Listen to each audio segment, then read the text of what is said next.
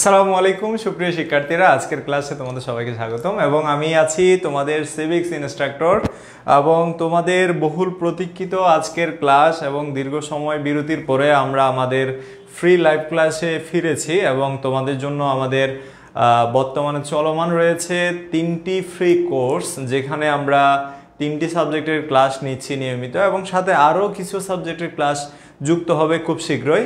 যারা ইতিমধ্যেই ক্লাসে যুক্ত হয়েছে তোমরা আমাকে একটু বলো আমাকে ঠিকভাবে দেখতে এবং শুনতে পাচ্ছ কিনা, এবং তোমরা যারা ইতিমধ্যেই যুক্ত হয়েছে কে কোন জায়গা থেকে আমাদের লাইভটি দেখছো একটু কমেন্ট সেকশনে জানাতে পারো, যাতে তোমাদের বাকি বন্ধু বান্ধবী যারা আছে তারাও জানতে পারে। সেজন্য তোমরা তোমাদের টাইমলাইনে আজকের ক্লাসটি শেয়ার করে রাখো এবং সেই সাথে তোমাদের বন্ধু বান্ধবী থাকলে তাদেরকে একটু মেনশন করে দাও। আমি একটু তোমাদের কাছ থেকে সময় নিচ্ছি।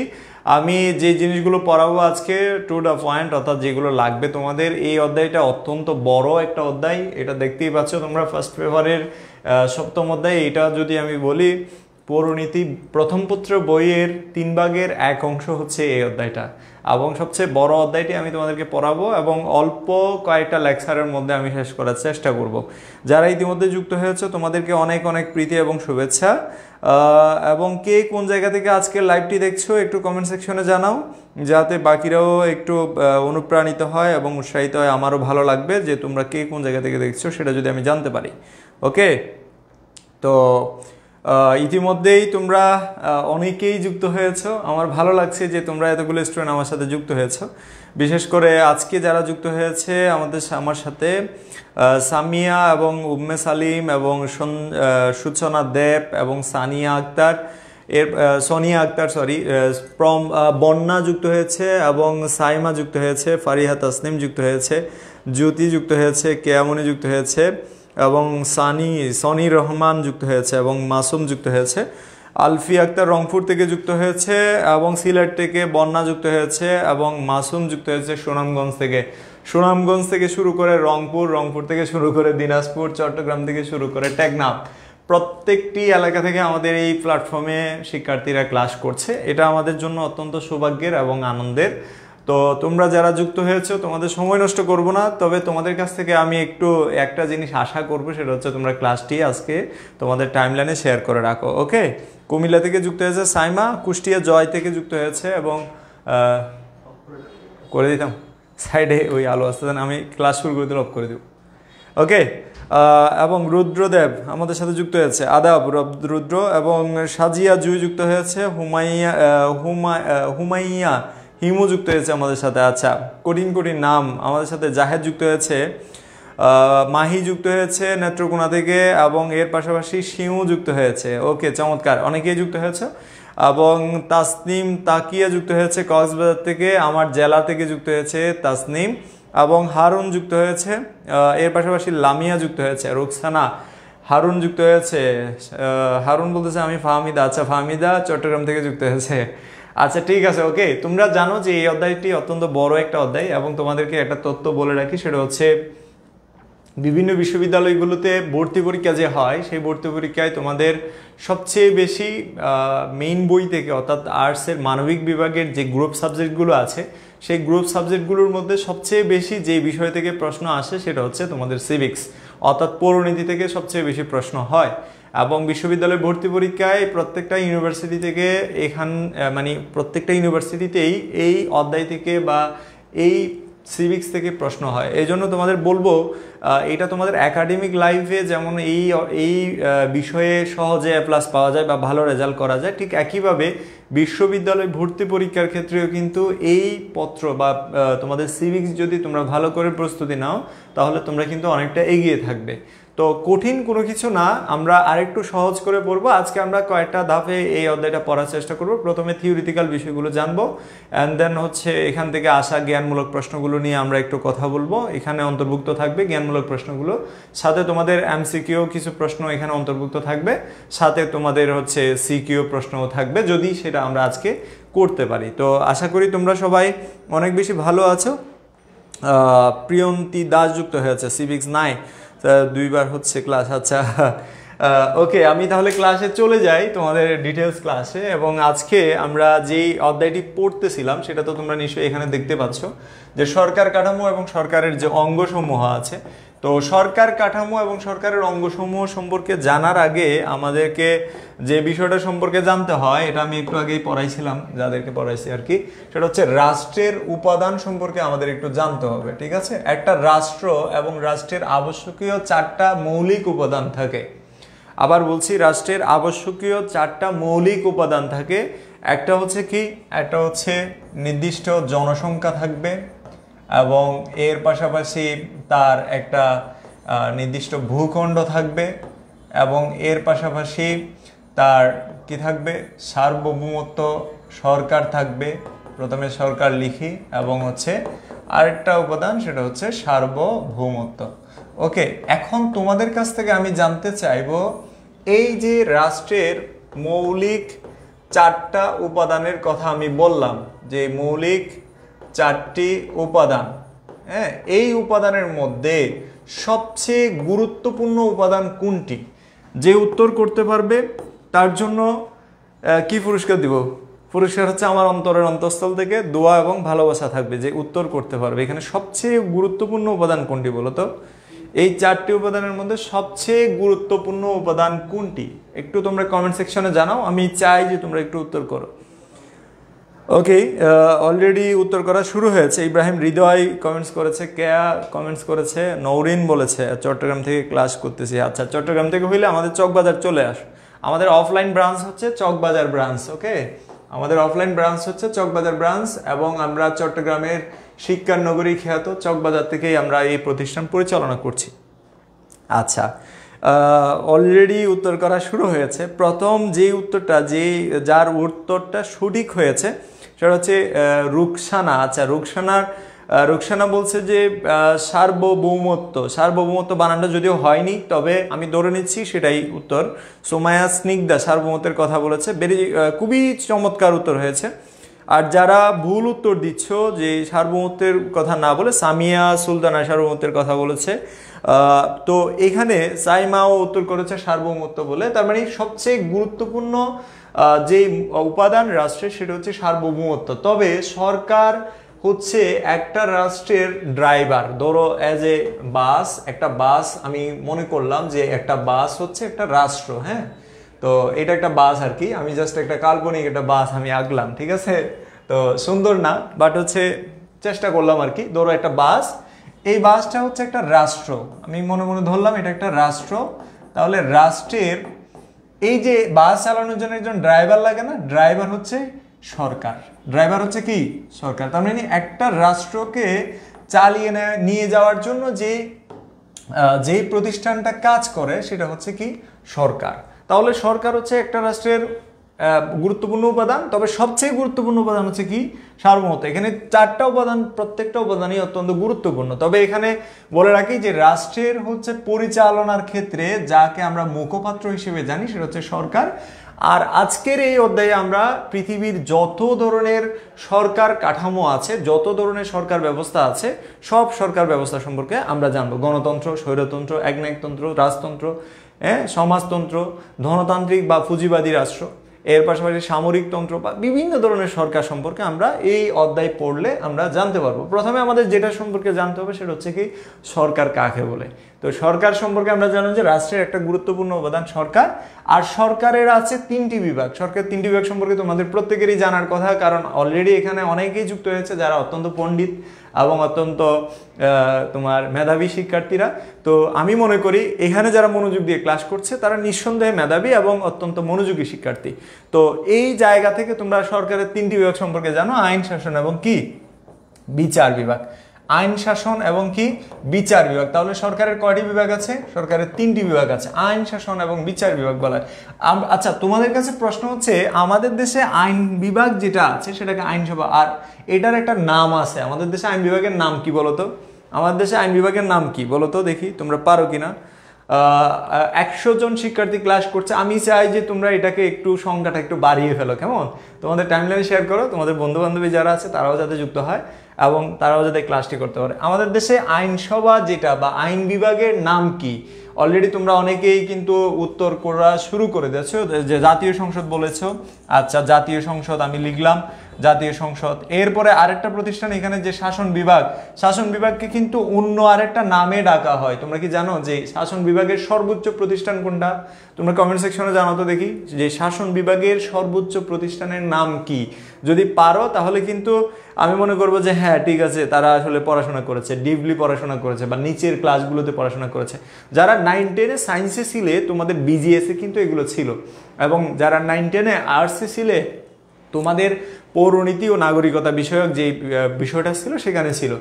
আর যারা কমার্সে ছিলে তোমরা এগুলো জানার কথা না, হয়তো নিচের ক্লাসগুলোতে থাকতে পারে 8 বা 7-এর দিকে, তোমাদের 9-10 এগুলো ছিল না। এখানে নির্বাহী বিভাগ বলা হয়। আচ্ছা, নির্বাহী বিভাগ বলা হয় এটাকে, এবং এটার একটা নাম আছে, নামটা হচ্ছে কি, যে এই নির্বাহী বিভাগের সর্বোচ্চ প্রতিষ্ঠানের নাম হচ্ছে সচিবালয়। ভেরি গুড, তাবাসসুম শিমু চমৎকার উত্তর করেছে, সচিবালয়। আর বিচার বিভাগ, যেটা আমাদের দেশে বিচার বিভাগ যেটাকে বলা হয় সেটার নাম কি?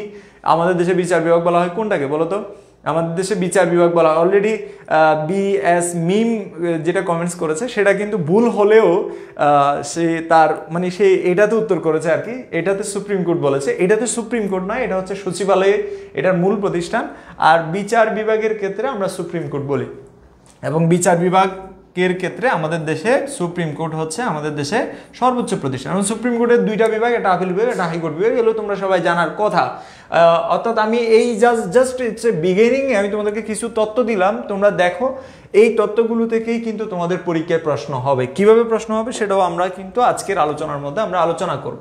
প্রথমে আমরা জানি যে তাত্ত্বিক বা থিওরিটিক্যালি সরকার কাকে বলে বা সরকার কি, অর্থাৎ ব্যাখ্যা বিশ্লেষণের মাধ্যমে আমরা একটু জানার চেষ্টা করি যে তোমার রাষ্ট্র তো আমরা চোখে দেখতে পাই না, তাই না? তোমরা কি রাষ্ট্রকে কেউ চোখে দেখেছো? তোমরা কি কেউ আছো যে রাষ্ট্রকে দেখতে পাও? রাষ্ট্রকে কিন্তু আমরা দেখতে পাই না। আমরা রাষ্ট্রের উপাদানগুলোকে হয়তো মানুষকে দেখতে পাই, হয়তো সরকারের থাকা দায়িত্বশীল ব্যক্তিদেরকে দেখতে পাই, কিন্তু আমরা রাষ্ট্র দেখতে পাই না। রাষ্ট্র একটা বিমূর্ত বা তথ্যগত একটা ধারণা। বিমূর্ত মানে হচ্ছে যেটা দেখা যায় না, ধরা যায় না, ছোঁয়া যায় না। তো সরকার হচ্ছে রাষ্ট্রের একটি বাস্তব রূপ, অর্থাৎ একটা জীবিত সত্তা। বুঝতে পারছো কিনা? সরকার হচ্ছে একটা রাষ্ট্রের বাস্তব রূপ, এবং সরকার কাকে বলে সে বিষয়ে বলতে গিয়ে বিভিন্ন তাত্ত্বিকরা বা রাষ্ট্রবিজ্ঞানীরা বিভিন্নভাবে এটাকে ব্যাখ্যা করেছে। তারা এটাকে একটা যন্ত্র বলেছে, সরকারকে একটা সংগঠন বলেছে। তার মানে হচ্ছে এটাকে একটা স্ট্রাকচার বা একটা কাঠামো হিসেবে উল্লেখ করেছে তাত্ত্বিকরা। এবং এখানে অধ্যাপক উইলুবি যে কথাটা বলেছেন সেটাই সবচেয়ে বেশি আমার কাছে গ্রহণযোগ্য এবং সহজ মনে হয়েছে।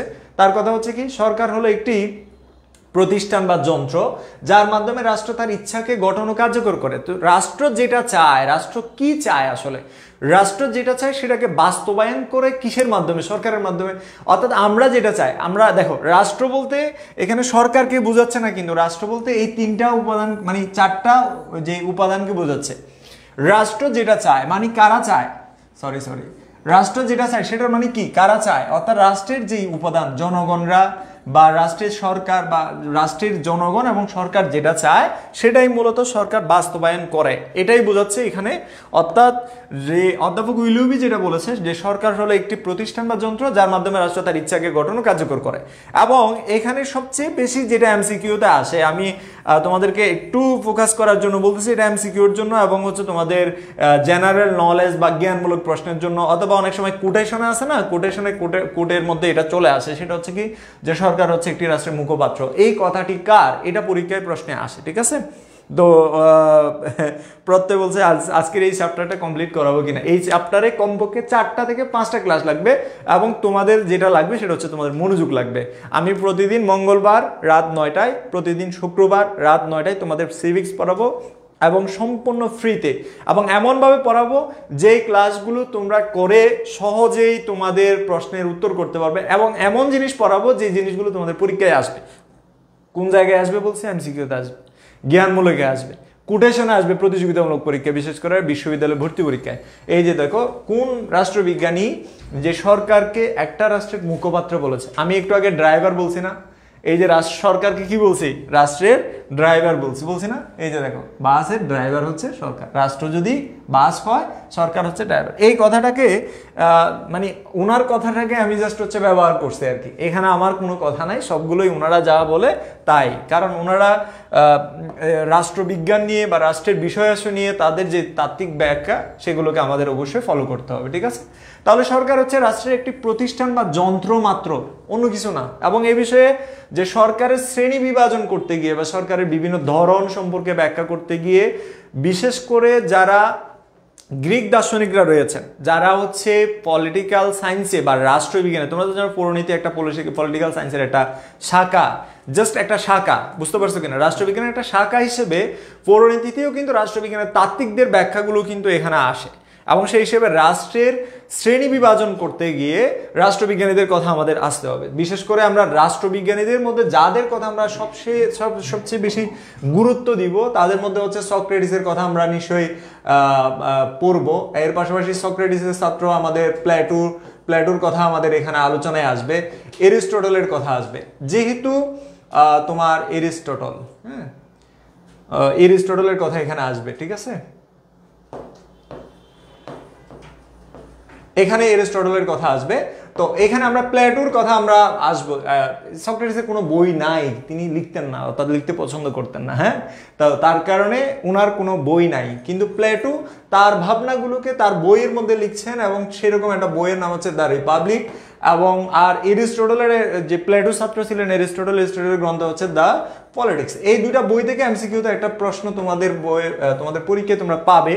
এবং এখানে বিশেষ করে আমি যদি তোমাদের বলি সেটা হচ্ছে বিখ্যাত রাষ্ট্রচিন্তাবিদ ও দার্শনিক প্রাচীন গ্রিক দার্শনিক প্লেটো তার প্রসিদ্ধ দ্য রিপাবলিক বইয়ের মধ্যে তিনি আইডিয়াল স্টেটের কথা বলেছেন। আইডিয়াল স্টেট, কিসের স্টেটের কথা বলছি?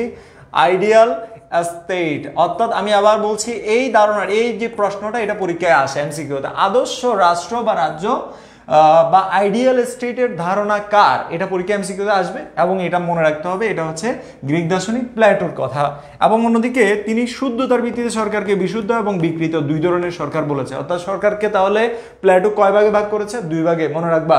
সরকারকে প্লেটো কয় ভাগে ভাগ করেছে? দুই ভাগে। কোন বইয়ে? দ্য রিপাবলিক বইয়ে। এবং তিনি কোন রাজ্যের ধারণা দিয়েছেন? আদর্শ রাজ্যের বা আদর্শ রাষ্ট্রের বা আইডিয়াল স্টেটের ধারণা দিয়েছেন। এই জিনিসটা তোমরা অবশ্যই অবশ্যই অবশ্যই মনে রাখবে, কেমন? এবং এই যে তিনি যে সরকারকে দুই ভাগে ভাগ করেছেন, একটা বলছে যে বিশুদ্ধ সরকার আর একটা হচ্ছে বিকৃত সরকার। তার কথা হচ্ছে কি, যেটা জনকল্যাণকামী এবং জনগণের মঙ্গলে কাজ করে সেটা হচ্ছে বিশুদ্ধ সরকার, আর যেটা হচ্ছে জনকল্যাণকামী নয় বরঞ্চ জনগণের উপরে চেপে বসা এক ধরনের শোষক বা নির্যাতনকারী অথবা হচ্ছে জনকল্যাণে কাজ করে না যারা, তারা হচ্ছে বিকৃত সরকার। এরপরে যদি আমরা বলি যে সরকারের বিষয়ে যেহেতু আমরা এখন কিছুটা জানছি, সরকার সম্পর্কে আমরা কিছুটা পড়লাম মাত্র, তো সরকার সম্পর্কে এই যে শ্রেণী বিভাগ পর্যন্ত পড়লাম, এরপরে আমাদের কয়েকটা প্রশ্ন এখানে আছে যে সরকার কি। যেহেতু আমরা সরকার সম্পর্কে জানলাম, কেমন, সরকার কি, ঠিক আছে। আচ্ছা, আমি একটা বই লিখছি, আচ্ছা আমার বইটা, আমি তো এটা একাডেমিক বই, এটা তোমাদের এইখানকার থিওরিটিক্যাল কোনো বই না বা এই ধরনের কোনো বই না যে বইয়ের রেফারেন্স আমি এখানে দিতে পারবো, ঠিক আছে। ফার্স্ট স্লাইডটা আর একবার দেখান, ফার্স্ট স্লাইডটা। আচ্ছা, ইসরাতুল জান্নাত মুমু বললো যে ফার্স্ট স্লাইডটা আবার দেখান। তুমি তো ক্লাসে আসার কথা, ফার্স্ট স্লাইডটা ছিল এটা, প্রথম স্লাইডটা। এবং অধ্যাপক উইলিয়ামের মতে যে সরকার হচ্ছে এটা, সরকার হচ্ছে এমন একটি প্রতিষ্ঠান বা যন্ত্র যার মাধ্যমে রাষ্ট্র তার ইচ্ছাকে গঠন ও কার্যকর করে। তাহলে সরকারের সংজ্ঞা হচ্ছে কোনটা? সরকারের সংজ্ঞা হচ্ছে সেটা, এই যে দেখো দেখো, রাষ্ট্রের ইচ্ছা অনিচ্ছা বিধিবিধান যে প্রতিষ্ঠানের মাধ্যমে পরিচালিত হয় তাকে সরকার বলে। অর্থাৎ রাষ্ট্রের যে ইচ্ছা আকাঙ্ক্ষা সেটা যে প্রতিষ্ঠানের মাধ্যমে বাস্তবায়িত হয়, কার্যকর হয়, বা হচ্ছে যে প্রতিষ্ঠানের মাধ্যমে নির্ধারিত হয় সেটা হচ্ছে কি? সরকার। সরকারের অঙ্গ কয়টি ও কি কি? নিশ্চয়ই তোমরা এটা পারার কথা। সরকারের অঙ্গ হচ্ছে কয়টি? তিনটি। সরকারের অঙ্গ কয়টি? তিনটি। আইন বিভাগ, শাসন বিভাগ এবং বিচার বিভাগ, এই তিনটি হচ্ছে সরকারের অঙ্গ। আমি তোমাদের কিন্তু বলে ফেললাম, ওকে। সরকারের হচ্ছে রাষ্ট্রের মুখপাত্র, এটা ঠিক আছে। রাষ্ট্রের উপাদান হচ্ছে চারটি এবং জনসমষ্টি, নির্দিষ্ট ভূখণ্ড, সরকার এবং সার্বভৌমত্ব। এই জায়গায় রাষ্ট্রের সর্বাপেক্ষা গুরুত্বপূর্ণ উপাদান কোনটি, যেটা আমি তোমাদেরকে প্রথমেই জিজ্ঞেস করেছিলাম, সেই প্রশ্নটা হচ্ছে এটা, যে গুরুত্বপূর্ণ উপাদান হচ্ছে সার্বভৌমত্ব। এরপরে আমরা আলোচনায় চলে যাই, সেটা হচ্ছে কি সরকারের লক্ষ্য কি, সরকারের প্রধান লক্ষ্য কি। এখন এটা হচ্ছে একটা গুরুত্বপূর্ণ প্রশ্ন, যেটা তোমাদের পরীক্ষায় প্রায় সময় আসে। বর্তমান সময়ে যে সরকারগুলো আমরা দেখি সেই সরকারগুলোর লক্ষ্য কি, তোমরা একটু কমেন্টস করো তো দেখি। সরকারের সংগঠন একটু ভালো করে বলবেন, সংজ্ঞা, এই সরকারের সংজ্ঞাটা কি দেখতে পাচ্ছ না? রাষ্ট্রের ইচ্ছা, হ্যাঁ, এটা না বোঝা তো আমি আসলে কিছু দেখতেছি না, জাস্ট আমি আবার তাহলে তোমাদেরকে একটু বলি এই যে জিনিসটা, তোমরা উত্তর করো। এই যে দেখো, রাষ্ট্রের ইচ্ছা অনিচ্ছা বিধিবিধান যেই প্রতিষ্ঠানের মাধ্যমে পরিচালিত হয় তাকে সরকার বলে। একটু আমি আগে তোমাদেরকে যে জিনিসটা এখানে বলছিলাম সেটা হচ্ছে কি, যে রাষ্ট্রের 4টি মৌলিক উপাদানের মধ্যে জনসংখ্যা, সরকার, ভূখণ্ড, সার্বভৌমত্ব। এই যে জনগণ যেটা চায় সেটা যেই প্রতিষ্ঠানের মাধ্যমে রাষ্ট্রের জন্য নির্ধারিত করা হয়, যেমন ধরো আমরা জনগণরা এখন কি চাই, আমরা জনগণরা চাই যে বেকারত্ব থেকে মুক্তি, অর্থাৎ হচ্ছে দেশের মধ্যে অনেকগুলো মানুষ বেকার, তো আমরা বেকারত্ব মুক্ত হতে চাই। তাহলে বেকারত্ব মুক্তি করার জন্য আগে আমার কি বাড়াইতে হবে, আমার বাড়াইতে হবে কর্মসংস্থান। কর্মসংস্থান বাড়ানোর জন্য, এখন কর্মসংস্থান বাড়ানোর জন্য সরকার কি করতেছে, সরকার এই যে সরকার এখন দেশের রাষ্ট্রের জন্য কর্মসংস্থান বাড়ানোর জন্য বিভিন্ন দেশের ইনভেস্টর যারা আছে, অর্থাৎ ধনকুবের বা টাকাওয়ালা যারা আছে, তাদেরকে বলতেছে তোমরা আসো আমাদের দেশে, তোমরা এখানে প্রতিষ্ঠান বানাও, তোমরা ব্যবসা করো, আমাদের মানুষদেরকে চাকরি দাও। কথা বুঝতে পারছো কিনা? কারণ সরকার চাইলে তো সবাইকে চাকরি দিতে পারবে না, এই জন্য সরকার এই কাজটা করতেছে। তাহলে সরকার কার পক্ষ হয়ে করতেছে? সরকার এই জনগণের আশা আকাঙ্ক্ষার প্রতীক হয়ে সরকার জনগণের জন্যই করতেছে। তাহলে জনগণের জন্য বা রাষ্ট্রের যে আকাঙ্ক্ষা, রাষ্ট্রের আকাঙ্ক্ষা মানে কার আকাঙ্ক্ষা? জনগণের আকাঙ্ক্ষা, সেটা বাস্তবায়ন করতেছে সরকার। এই জিনিসটাই বলছে যে রাষ্ট্রের ইচ্ছা অনুযায়ী বিধিবিধান ও প্রতিষ্ঠানের মাধ্যমে পরিচালিত হয় তাকে হচ্ছে সরকার বলে, এই জিনিসটাই বলছে। ওকে, আর তোমরা অনেকে এমসিকিউটা করছো, এই প্রশ্নের উত্তরটা তোমার অপরিহার্য উপাদান তাহলে কি? অপরিহার্য উপাদান নির্দিষ্ট ভূখণ্ড, হ্যাঁ, এটা ছাড়া হবে না। ওকে, অলরেডি অনেকে উত্তর করেছো, যেমন আমি তোমাদের প্রথম থেকে উত্তরটা দেখি, অনেকেই উত্তর করেছো, দেখো অনেকেই উত্তর করেছো, চমৎকার। এত রেসপন্স আমি পাচ্ছি যে এত ভালো লাগছে। পড়ালেখার আইডি, এই পড়ালেখার আইডি কে আবার? এটা কে? এটা কে? তুমি কে বাবা? ফাহিমা ফাহমু যুক্ত হয়েছে এবং রাফাত উদ্দিন বলেছে যে এখানে জনকল্যাণ সুনিশ্চিত করা। ভেরি গুড, চমৎকার। তোমরা যারা 2 উত্তর করেছো তোমাদের উত্তরটি হয়েছে। এবং আমাদের এখানে একটু খেয়াল করো, আমাদের চলমান যে বেসগুলো আছে, আমি জাস্ট একটা মিনিট তোমাদেরকে আমাদের বেসগুলো সম্পর্কে বলি। যেমন এইচএসসি র্যাপিড বেসে অলরেডি অনেক স্টুডেন্ট আছে, তোমাদের মধ্যে কে কে আছো একটু বলো তো। এবং টার্গেট ইকোনমিক্স প্লাস বেস যেটা গোল্ডেন বেস আছে, গোল্ডেন বেস হচ্ছে এটা আমাদের শুরু হয়নি এখনো, এবং এটা আমাদের 15 তারিখ থেকে শুরু হবে, অনলি ফর এইচএসসি 26। অর্থাৎ এটা আমাদের, আমি একটু আগে র্যাপিড বেসে ক্লাস নিচ্ছিলাম, দেন আমি বলছিলাম যে 26 বেসের শিক্ষার্থীদের জন্য একটা দারুণ বেস হতে যাচ্ছে গোল্ডেন বেস, এবং অলরেডি অনেক স্টুডেন্ট ভর্তি হয়ে গেছে এটাতে। তো ক্লাস শুরু হবে আমাদের কত তারিখ থেকে? 15 তারিখ থেকে। ওকে, তো 15 তারিখ থেকে বলতে আজকে 11 তারিখ, আর মাত্র 4 দিন আছে। এরপর থেকে আমাদের ক্লাসগুলো কন্টিনিউ চলবে এবং 2টা পত্রেই পুরোপুরিভাবে শেষ করা হবে, মানবিক এবং ব্যবসা শিক্ষার জন্য। ওকে, এরপর দেখো একটু সরকারের যে শ্রেণী বিভাগ আছে, সরকারের শ্রেণী বিভাগ দেখো। সরকারের শ্রেণী বিভাগে একটু আগে আমরা প্লেটোর কথা বলেছি, এবং প্লেটোর ছাত্র এরিস্টটলের কথায় আমরা আসলাম। এরিস্টটল সরকারকে 2টা নীতির উপর ভিত্তি করে ভাগ করেছে, একটা হচ্ছে সংখ্যা নীতি এবং লক্ষ্য উদ্দেশ্য নীতি। প্লেটোর স্বনামধন্য শিষ্য এবং দার্শনিক এরিস্টটল, প্লেটো, এই যে এরিস্টটল যাকে আমরা বলি রাষ্ট্রবিজ্ঞানের জনক, এবং একইভাবে তিনি পৌরনীতিরও জনক, হ্যাঁ, রাষ্ট্রবিজ্ঞানের জনক। এবং তিনি বলছে যে সরকারের 2টি নীতির উপর ভিত্তি করে সরকারে ভাগ করা যায়, একটা হচ্ছে সংখ্যা নীতি আর একটা হচ্ছে কি উদ্দেশ্য নীতি। আমরা একটা ডায়াগ্রামের মাধ্যমে সেটা দেখলে আর একটু সহজভাবে বুঝতে পারবো। সেটা হচ্ছে সংখ্যা নীতির উপর ভিত্তি করে বা লক্ষ্য উদ্দেশ্য নীতির উপর ভিত্তি করে কিছু সরকারকে তিনি বলছে যে স্বাভাবিক, আর কিছু সরকারকে বলছে যে হচ্ছে বিকৃত, অর্থাৎ উদ্দেশ্য নীতির উপর ভিত্তি করে তিনি স্বাভাবিক এবং বিকৃত বলেছে। এবং কোনটাকে স্বাভাবিক বলছে, এরিস্টটলের মতে কোন সরকারটা আসলে স্বাভাবিক, তার কথা অনুযায়ী যদি আমরা দেখি যে স্বাভাবিক রাষ্ট্র সরকার হচ্ছে মূলত রাজতন্ত্র, অভিজাততন্ত্র এবং পলিটিকে তিনি স্বাভাবিক বলেছেন। এবং আর অন্যদিকে বিকৃত সরকার বলেছে কোনটা, তাহলে রাজতন্ত্র স্বাভাবিক, অভিজাততন্ত্র স্বাভাবিক, অন্যদিকে পলিটিকে তিনি স্বাভাবিক বলেছেন। কিন্তু বিকৃত বলেছে হচ্ছে স্বৈরতন্ত্র, ধনিকতন্ত্র এবং গণতন্ত্রকে। কেন তিনি এটাকে বিকৃত বলেছেন? কারণ এখানে শাসকরা নিজেদের সাথে কাজ করে, অর্থাৎ শাসক গোষ্ঠীর সাথে যেই সরকার পরিচালিত হয় সেটাই হচ্ছে বিকৃত। অর্থাৎ শাসকরা যেটা চাইবে, জনগণ যেটা চাইবে সেটা না। যদি জনগণের কল্যাণে হয় তাহলে সেটা স্বাভাবিক, আর যদি শাসকদের ইচ্ছা অনুযায়ী রাষ্ট্র চলে, যেমন ধরো আমরা বিকৃত সরকারের একটা উদাহরণ হচ্ছে স্বৈরতন্ত্র। যেমন বিগত সময়ে যে তোমার বিগত সময়ের কথা বাদ দাও, বাংলাদেশের কথা বাদ, একদম উত্তর কোরিয়ার কথায় চলে যায়। উত্তর কোরিয়াতে বর্তমান যিনি কিম জং উন আছেন, কিম জং উন, তিনি একজন নায়ক, তিনি তার ইচ্ছা অনুযায়ী রাষ্ট্র চালাচ্ছে। তাহলে সরকার কার ইচ্ছা অনুযায়ী রাষ্ট্র চালাচ্ছে? সরকার শাসক গোষ্ঠী মানে একজন ব্যক্তির অধীনে রাষ্ট্র চালাচ্ছে, তখন সেটাকে বিকৃত বলেছে, স্বৈরতন্ত্র, সেটাকে স্বৈরতন্ত্র বলছে। দৈনিকতন্ত্র এবং গণতন্ত্রকে বিকৃত বলেছে। তোমরা আবার বলতে পারো যে গণতন্ত্র আবার বিকৃত হইলো কেন? কারণ এরিস্টটল মনে করে যে এখানে গণতন্ত্র কখনো কখনো শাসক গোষ্ঠীর স্বার্থে পরিচালিত, জনগণের স্বার্থকে গুরুত্ব দেয় না, এবং এটা যুগে যুগে হয়ে আসতেছে। গণতন্ত্রের জন্য হাজার হাজার লক্ষ লক্ষ মানুষ প্রাণ দিয়েছে। গল্প করতে গেলে অনেকক্ষণ গল্প করতে হবে, বাট আমি তোমাদেরকে টু দ্য পয়েন্ট যে জিনিসগুলো লাগবে এগুলোই পড়াচ্ছি, এই জন্য তোমাদের সময় নষ্ট করবো না। জাস্ট এইটা বলবো যে রাজতন্ত্র, অভিজাততন্ত্র পলিটিকে স্বাভাবিক বলেছে, স্বৈরতন্ত্র, দৈনিকতন্ত্র এবং গণতন্ত্রকে অস্বাভাবিক বা বিকৃত বলেছে। আর এরিস্টটল যেটা মনে করেন, তিনি মনে করেন কি, যে পলিটি হচ্ছে সর্বোৎকৃষ্ট শাসন ব্যবস্থা। এটা এমসিকিউতে আসে, একটা এমসিকিউ না, এখান থেকে পরীক্ষায় আসবে যে পলিটি হচ্ছে সবচেয়ে উৎকৃষ্ট শাসন ব্যবস্থা। আর গণতন্ত্রকে তিনি মনে করেন নিকৃষ্টতম, মানে নিকৃষ্টদের মধ্যেই অন্যতম।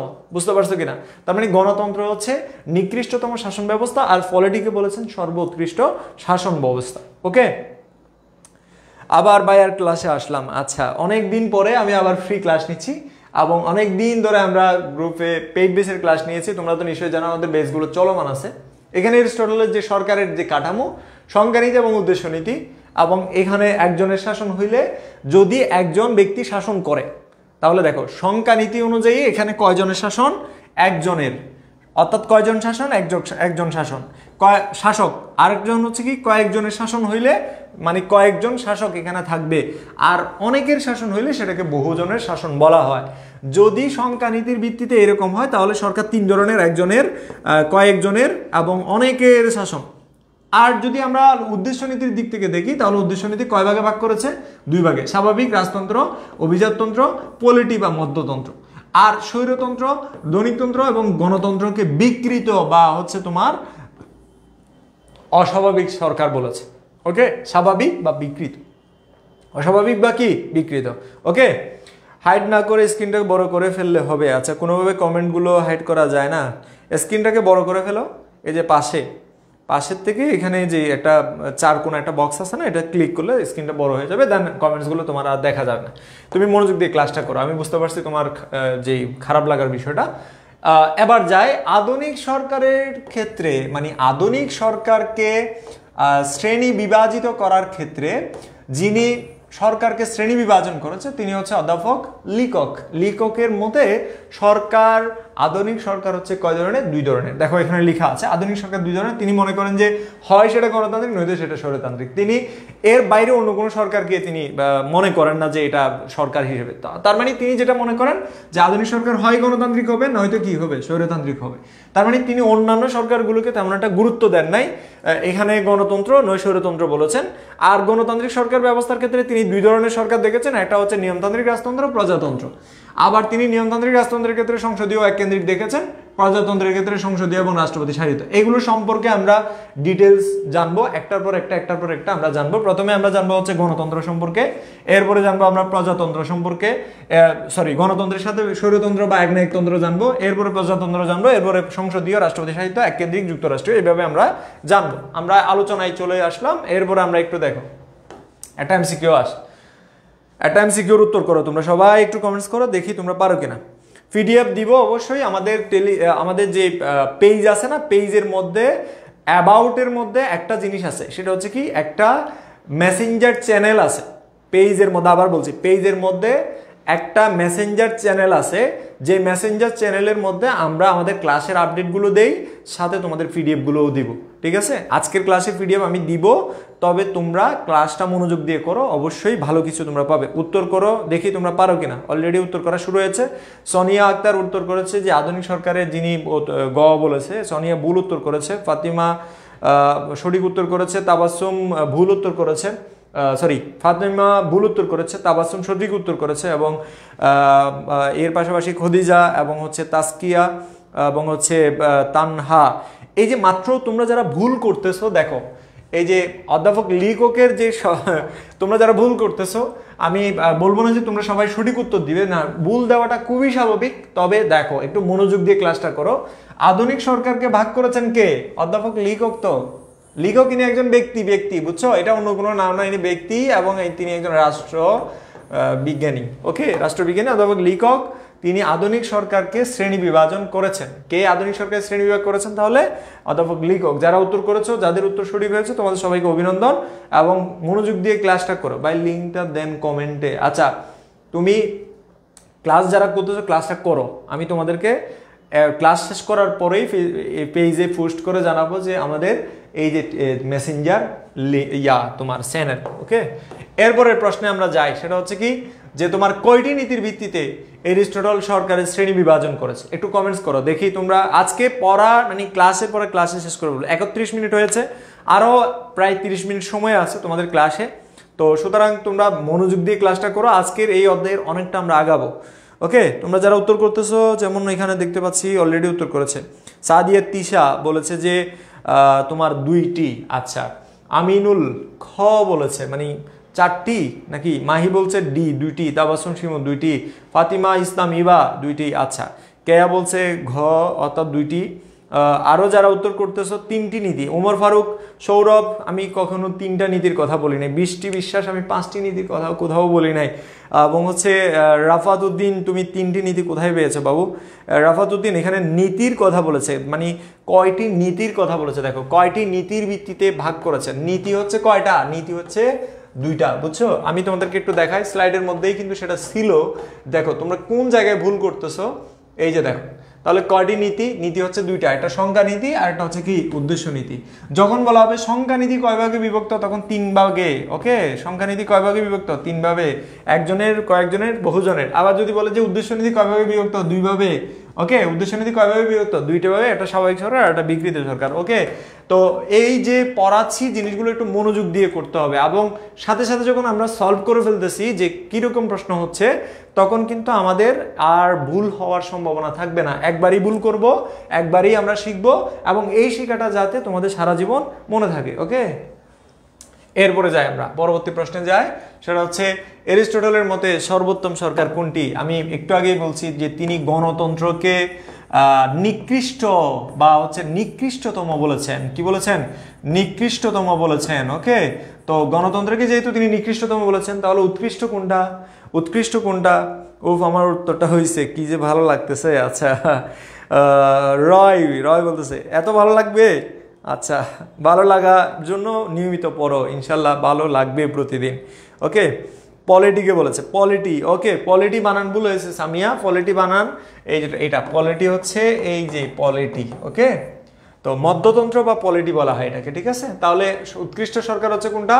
পলিটিকে বলছে। তো আমাদের চলমান বেসগুলো হচ্ছে এগুলো, যারা নতুন যুক্ত হয়েছে তোমাদের জানানোর জন্যই আমাদের এসএসসি 25 এবং 26-এর প্রত্যেকটা কোর্সের মানে ফুল কোর্সের আছে, আমাদের কোর্স আছে, অর্থাৎ সকল বিষয়ের কোর্স আছে। এবার আসি আমরা হচ্ছে ওই যে আমি একটু আগে লিককের সরকারের কথা বললাম না, লিককের আমরা জাস্ট আজকে গণতন্ত্রটা পড়বো।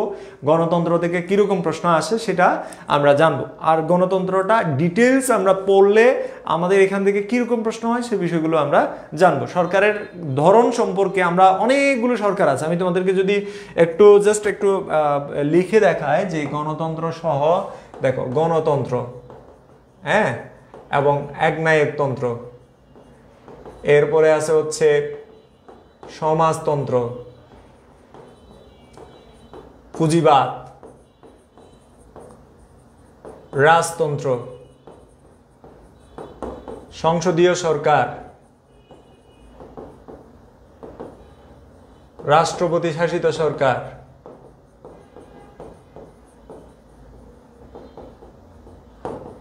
ওকে, রাষ্ট্রপতি শাসিত সরকার। এরপরে হচ্ছে কি এককেন্দ্রিক সরকার। তোমরাও বলো দু একটা করে। এককেন্দ্রিক, এরপরে হচ্ছে এককেন্দ্রিক সরকার। এর পাশাপাশি কি আছে? এর পাশাপাশি হচ্ছে সামরিক সরকার, সামরিক সরকার। এরপরে হচ্ছে কি ধর্মতান্ত্রিক সরকার, ধর্মতান্ত্রিক সরকার।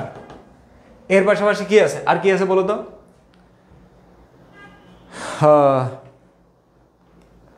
Economic distribution. আচ্ছা, এই যে এতগুলো সরকার, এর মধ্যে আমরা প্রথমে গণতন্ত্র সম্পর্কে আমরা এখন জানবো, ঠিক আছে? গণতন্ত্র কি বা গণতন্ত্র কাকে বলে বা গণতন্ত্র জিনিসটা আসলে কি? যদি আমরা গণতন্ত্রের কথা বলি, গণতন্ত্র হচ্ছে, গণতন্ত্রের মূল কথা হচ্ছে জনগণের শাসন ব্যবস্থা। ইংরেজিতে এটাকে কি বলে? ডেমোক্রেসি বলে। আমি দূরে দূরে করে লিখলাম যাতে তোমাকে ভেঙে দেখাতে পারি। ডেমোক্রেসি শব্দটাকে ভাঙলে আমরা দুইটা শব্দ পাই, একটা হচ্ছে ডেমোস আর একটা হচ্ছে ক্রাটিয়া বা ক্রাটুস অথবা ক্রাটুস। ওকে, তো এই দুইটা শব্দের অর্থ কি? ডেমোস শব্দের অর্থ, ডেমোস এটা কিন্তু দুইটাই কিন্তু গ্রিক ভাষার শব্দ, এটাও গ্রিক শব্দ এবং এটাও কিন্তু গ্রিক ভাষার শব্দ।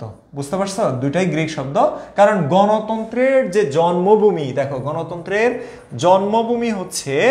জন্মভূমি হচ্ছে গ্রিসের অ্যাথেন্সে। ওকে, গ্রিকের কি?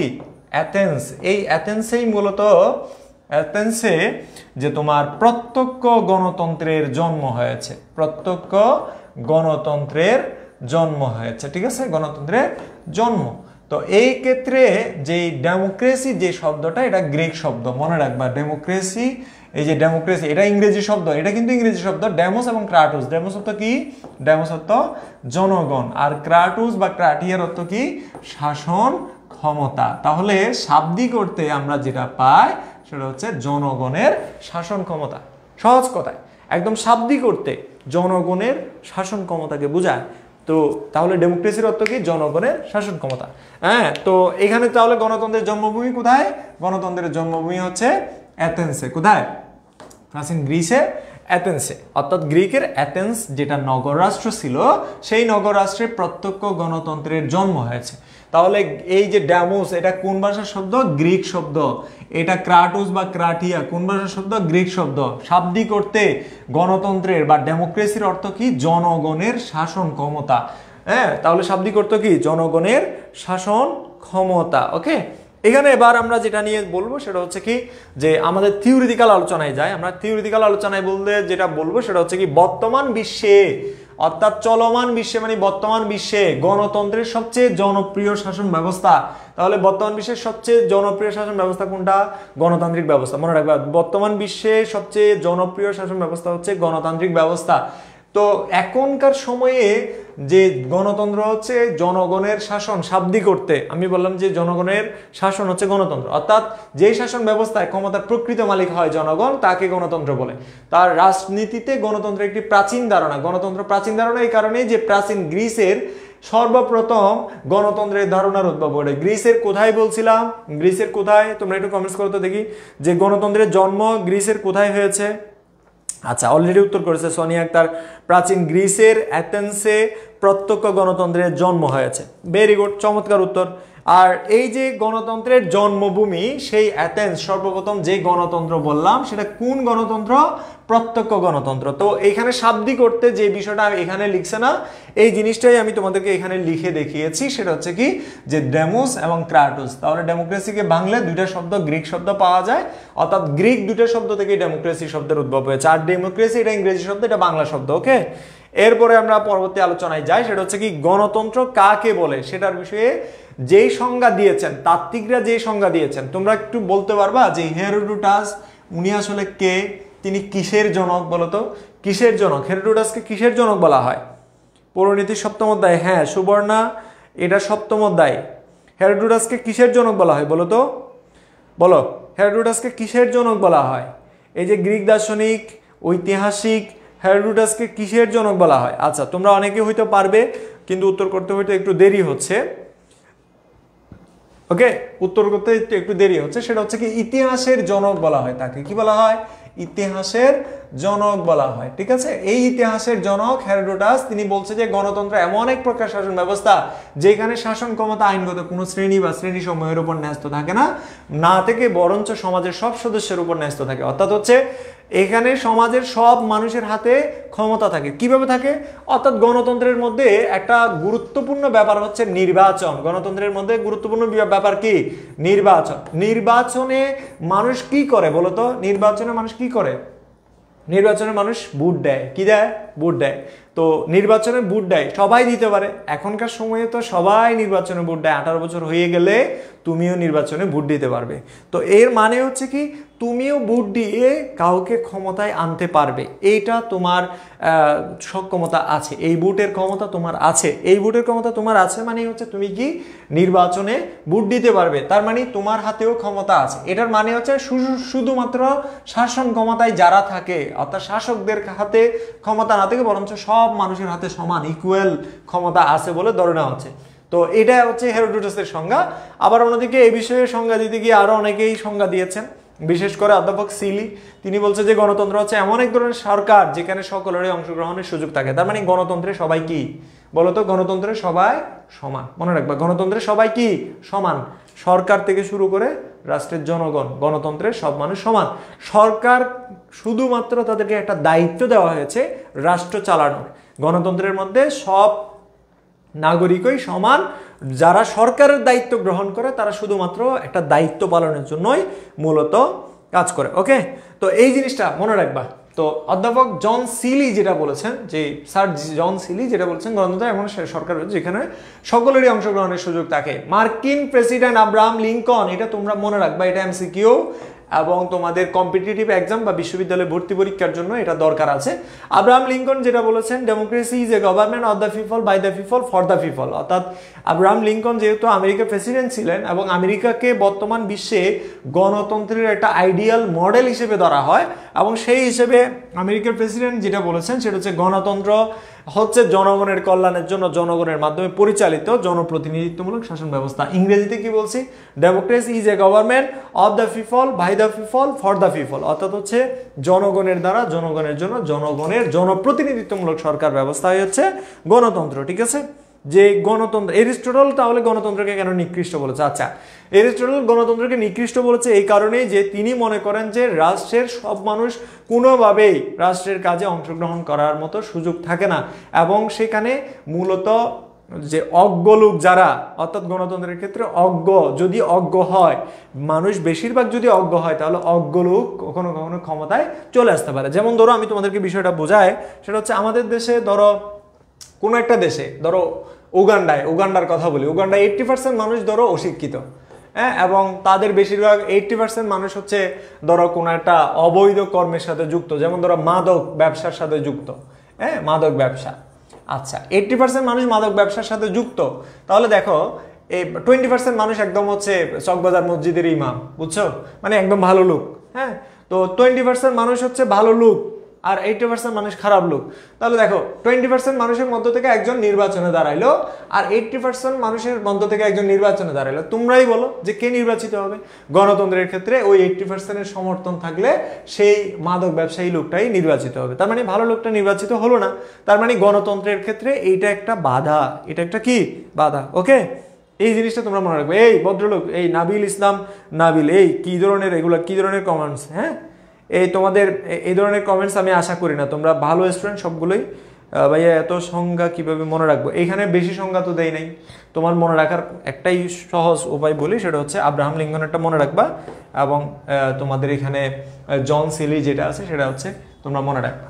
ঠিক আছে, আব্রাহাম লিঙ্কনেরটা একদম সিম্পল একটা সংজ্ঞা, জন সিলিটাও তোমরা পড়বা। ঠিক আছে, আর মার্কিন প্রেসিডেন্ট আব্রাহাম লিঙ্কনেরটা democracy is a government of the people, by the people, for the people. এই সংজ্ঞাটা একদম সহজ। ওকে, আচ্ছা, গণতন্ত্রের প্রাণ কি? গণতন্ত্রের প্রাণ হচ্ছে রাজনৈতিক দল। বুঝতে পারছো? গণতন্ত্রের প্রাণ হচ্ছে কি? রাজনৈতিক দল। রাজনৈতিক দল থাকলে সেখানে ভোট হবে, নির্বাচন হবে এবং গণতন্ত্রের। ওকে, তো তাহলে গণতন্ত্রের ক্ষেত্রে একটা জিনিস আমাদের মনে রাখতে হবে, সেটা হচ্ছে জনগণই হচ্ছে ক্ষমতার উৎস। কোথায়?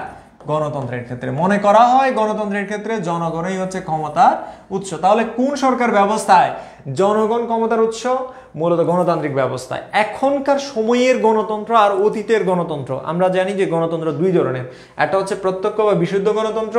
এটাকে বিশুদ্ধ বলেছে এই কারণে যে সেখানে রাষ্ট্রের নাগরিকরা সরাসরি রাষ্ট্রের কাছে অংশগ্রহণ করে। আরেকটা হচ্ছে পরোক্ষ বা প্রতিনিধিত্বমূলক গণতন্ত্র।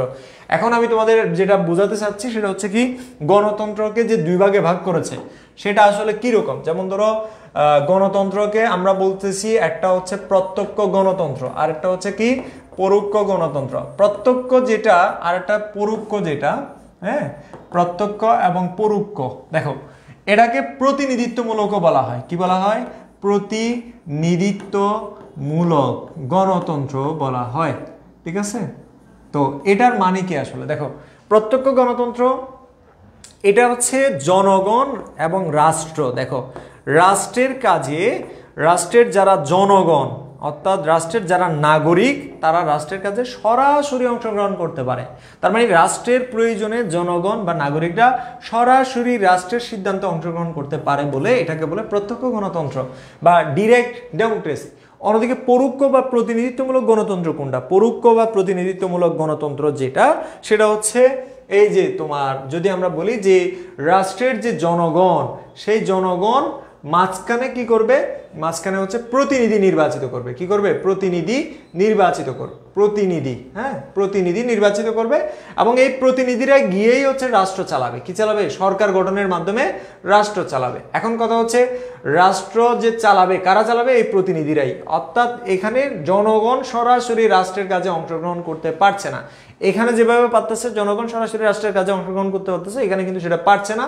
এখানে জনগণ প্রতিনিধিদেরকে ম্যান্ডেট দিয়ে দিয়েছে, অর্থাৎ তাদেরকে ক্ষমতা দিয়ে দিয়েছে, প্রতিনিধিরা গিয়েই হচ্ছে রাষ্ট্র পরিচালনা করছে। এই জন্য এটাকে বলা হয় প্রতিনিধিত্বমূলক বা পরোক্ষ গণতন্ত্র। ওকে, হ্যাঁ, এই যে যারা উল্টাপাল্টা কমেন্টস করে, হ্যাঁ, তাদের কি বলবো, তাদের মা দুইটা। এই যারা উল্টাপাল্টা কমেন্টস করে তাদের মা দুইটা।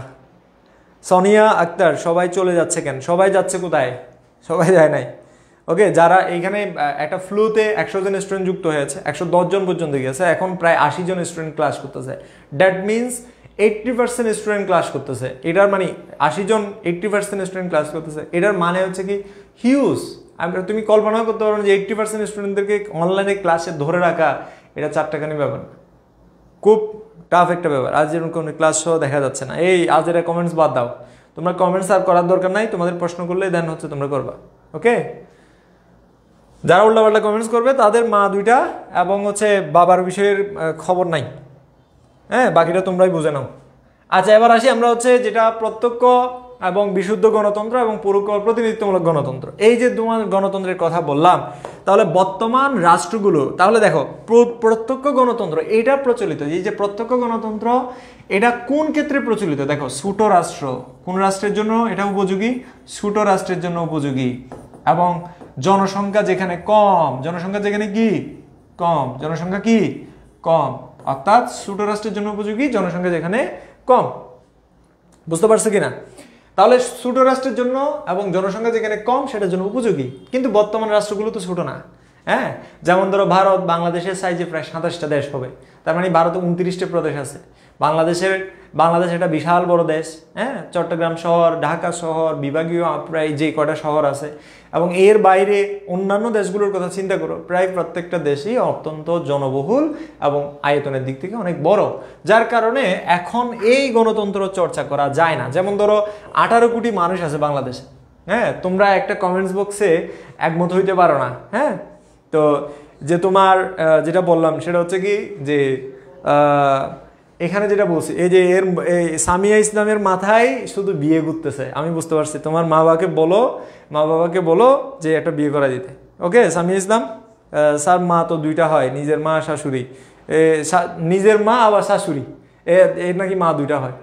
হ্যাঁ, এখানে যে বিষয়টা বললাম সেটা হচ্ছে কি যে জনগণ, তাহলে দেখো 18 কোটি জনগণ একমতে আসতে পারবে, কোনো সিদ্ধান্তে আসতে পারবে না। তাই কি করতে হয় যে জনসংখ্যা যেখানে বেশি থাকবে সেখানে জনগণ প্রতিনিধি নির্বাচিত করবে। এইখানে যে প্রতিনিধিরা থাকবে, যেমন ধরো আমাদের দেশে যে প্রতিনিধি কারা, প্রতিনিধি হচ্ছে এমপিরা, মেম্বার অফ পার্লামেন্ট যারা আছে, এমপি মেম্বার অফ পার্লামেন্ট, এই এমপিরাই মূলত হচ্ছে আমাদের দেশে সরকার গঠন করে এবং তারাই রাষ্ট্র পরিচালনায় কাজ করে। ওকে, তাহলে এটা আমরা বুঝলাম কি যে বৃহদায়তন বা আয়তনের দিক থেকে বড় এবং জনসংখ্যা যেখানে বেশি আসে সেখানে পরোক্ষ গণতন্ত্র বিশেষভাবে উপযোগী এবং প্রচলিত।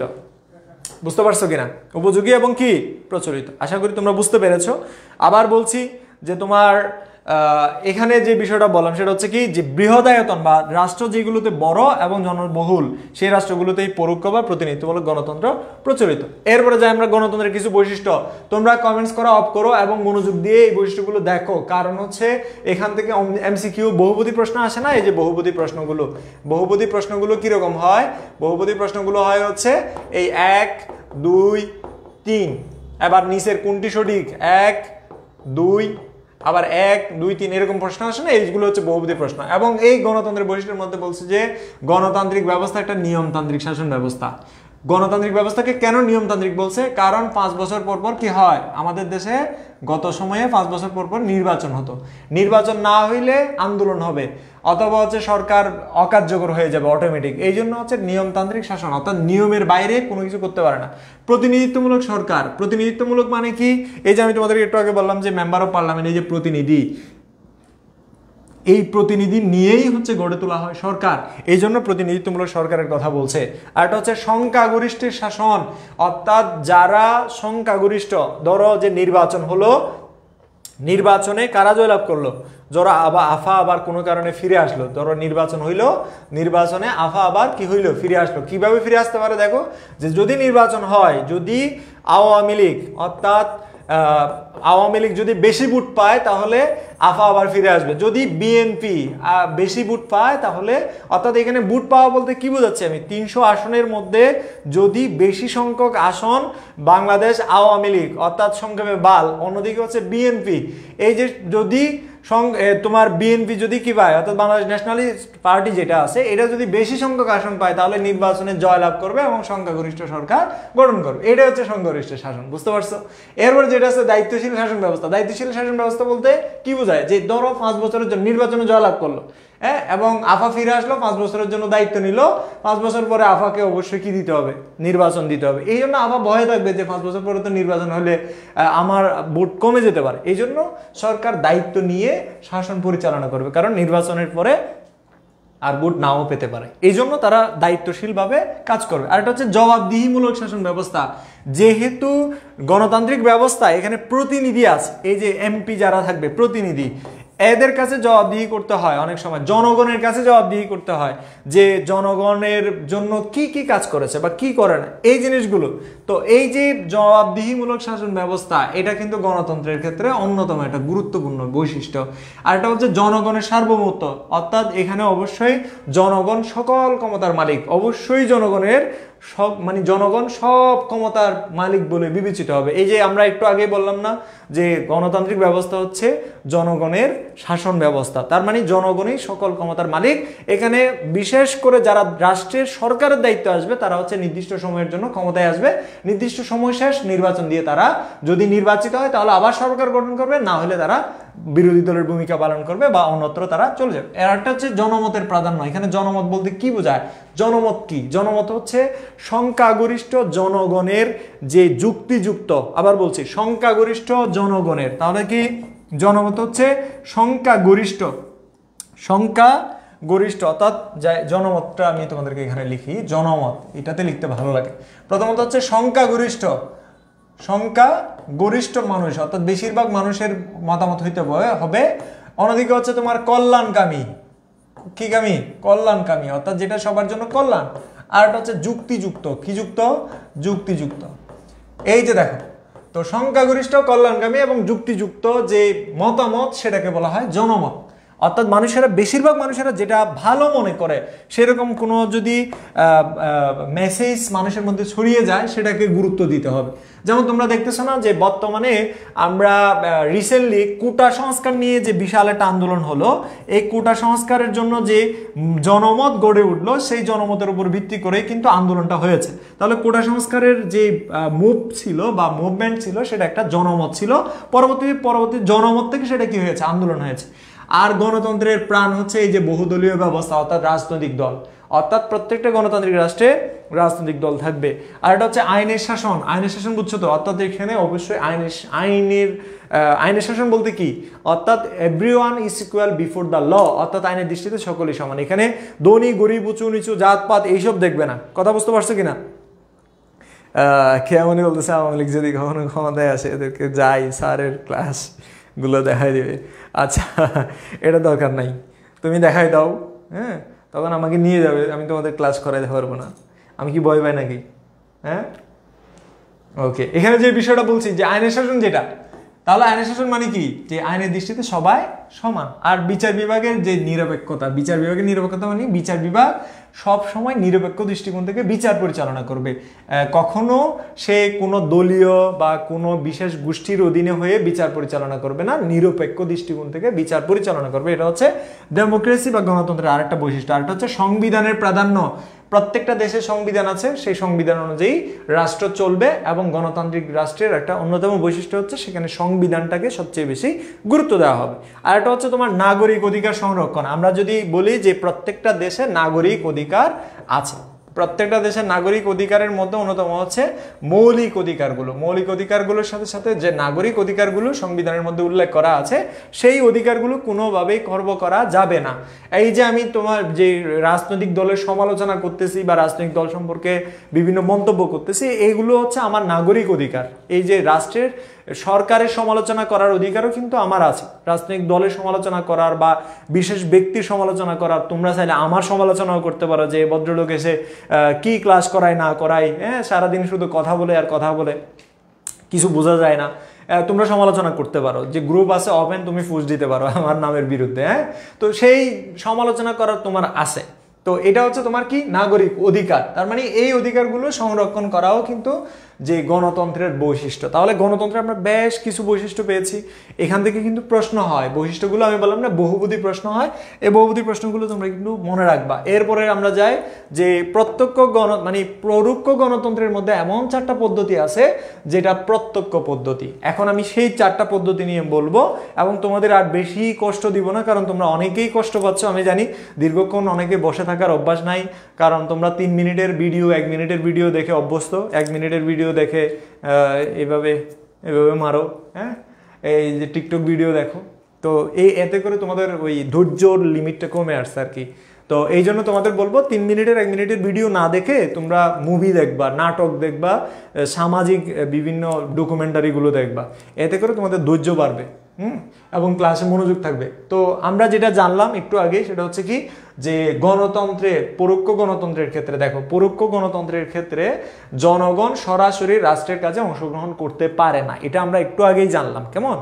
এই যে আবার বলছি যে রাষ্ট্রের কাজে জনগণ সরাসরি অংশগ্রহণ করতে পারে না। কোন ধরনের গণতন্ত্রের ব্যবস্থায়? পরোক্ষ বা প্রতিনিধিত্বমূলক গণতান্ত্রিক ব্যবস্থায়।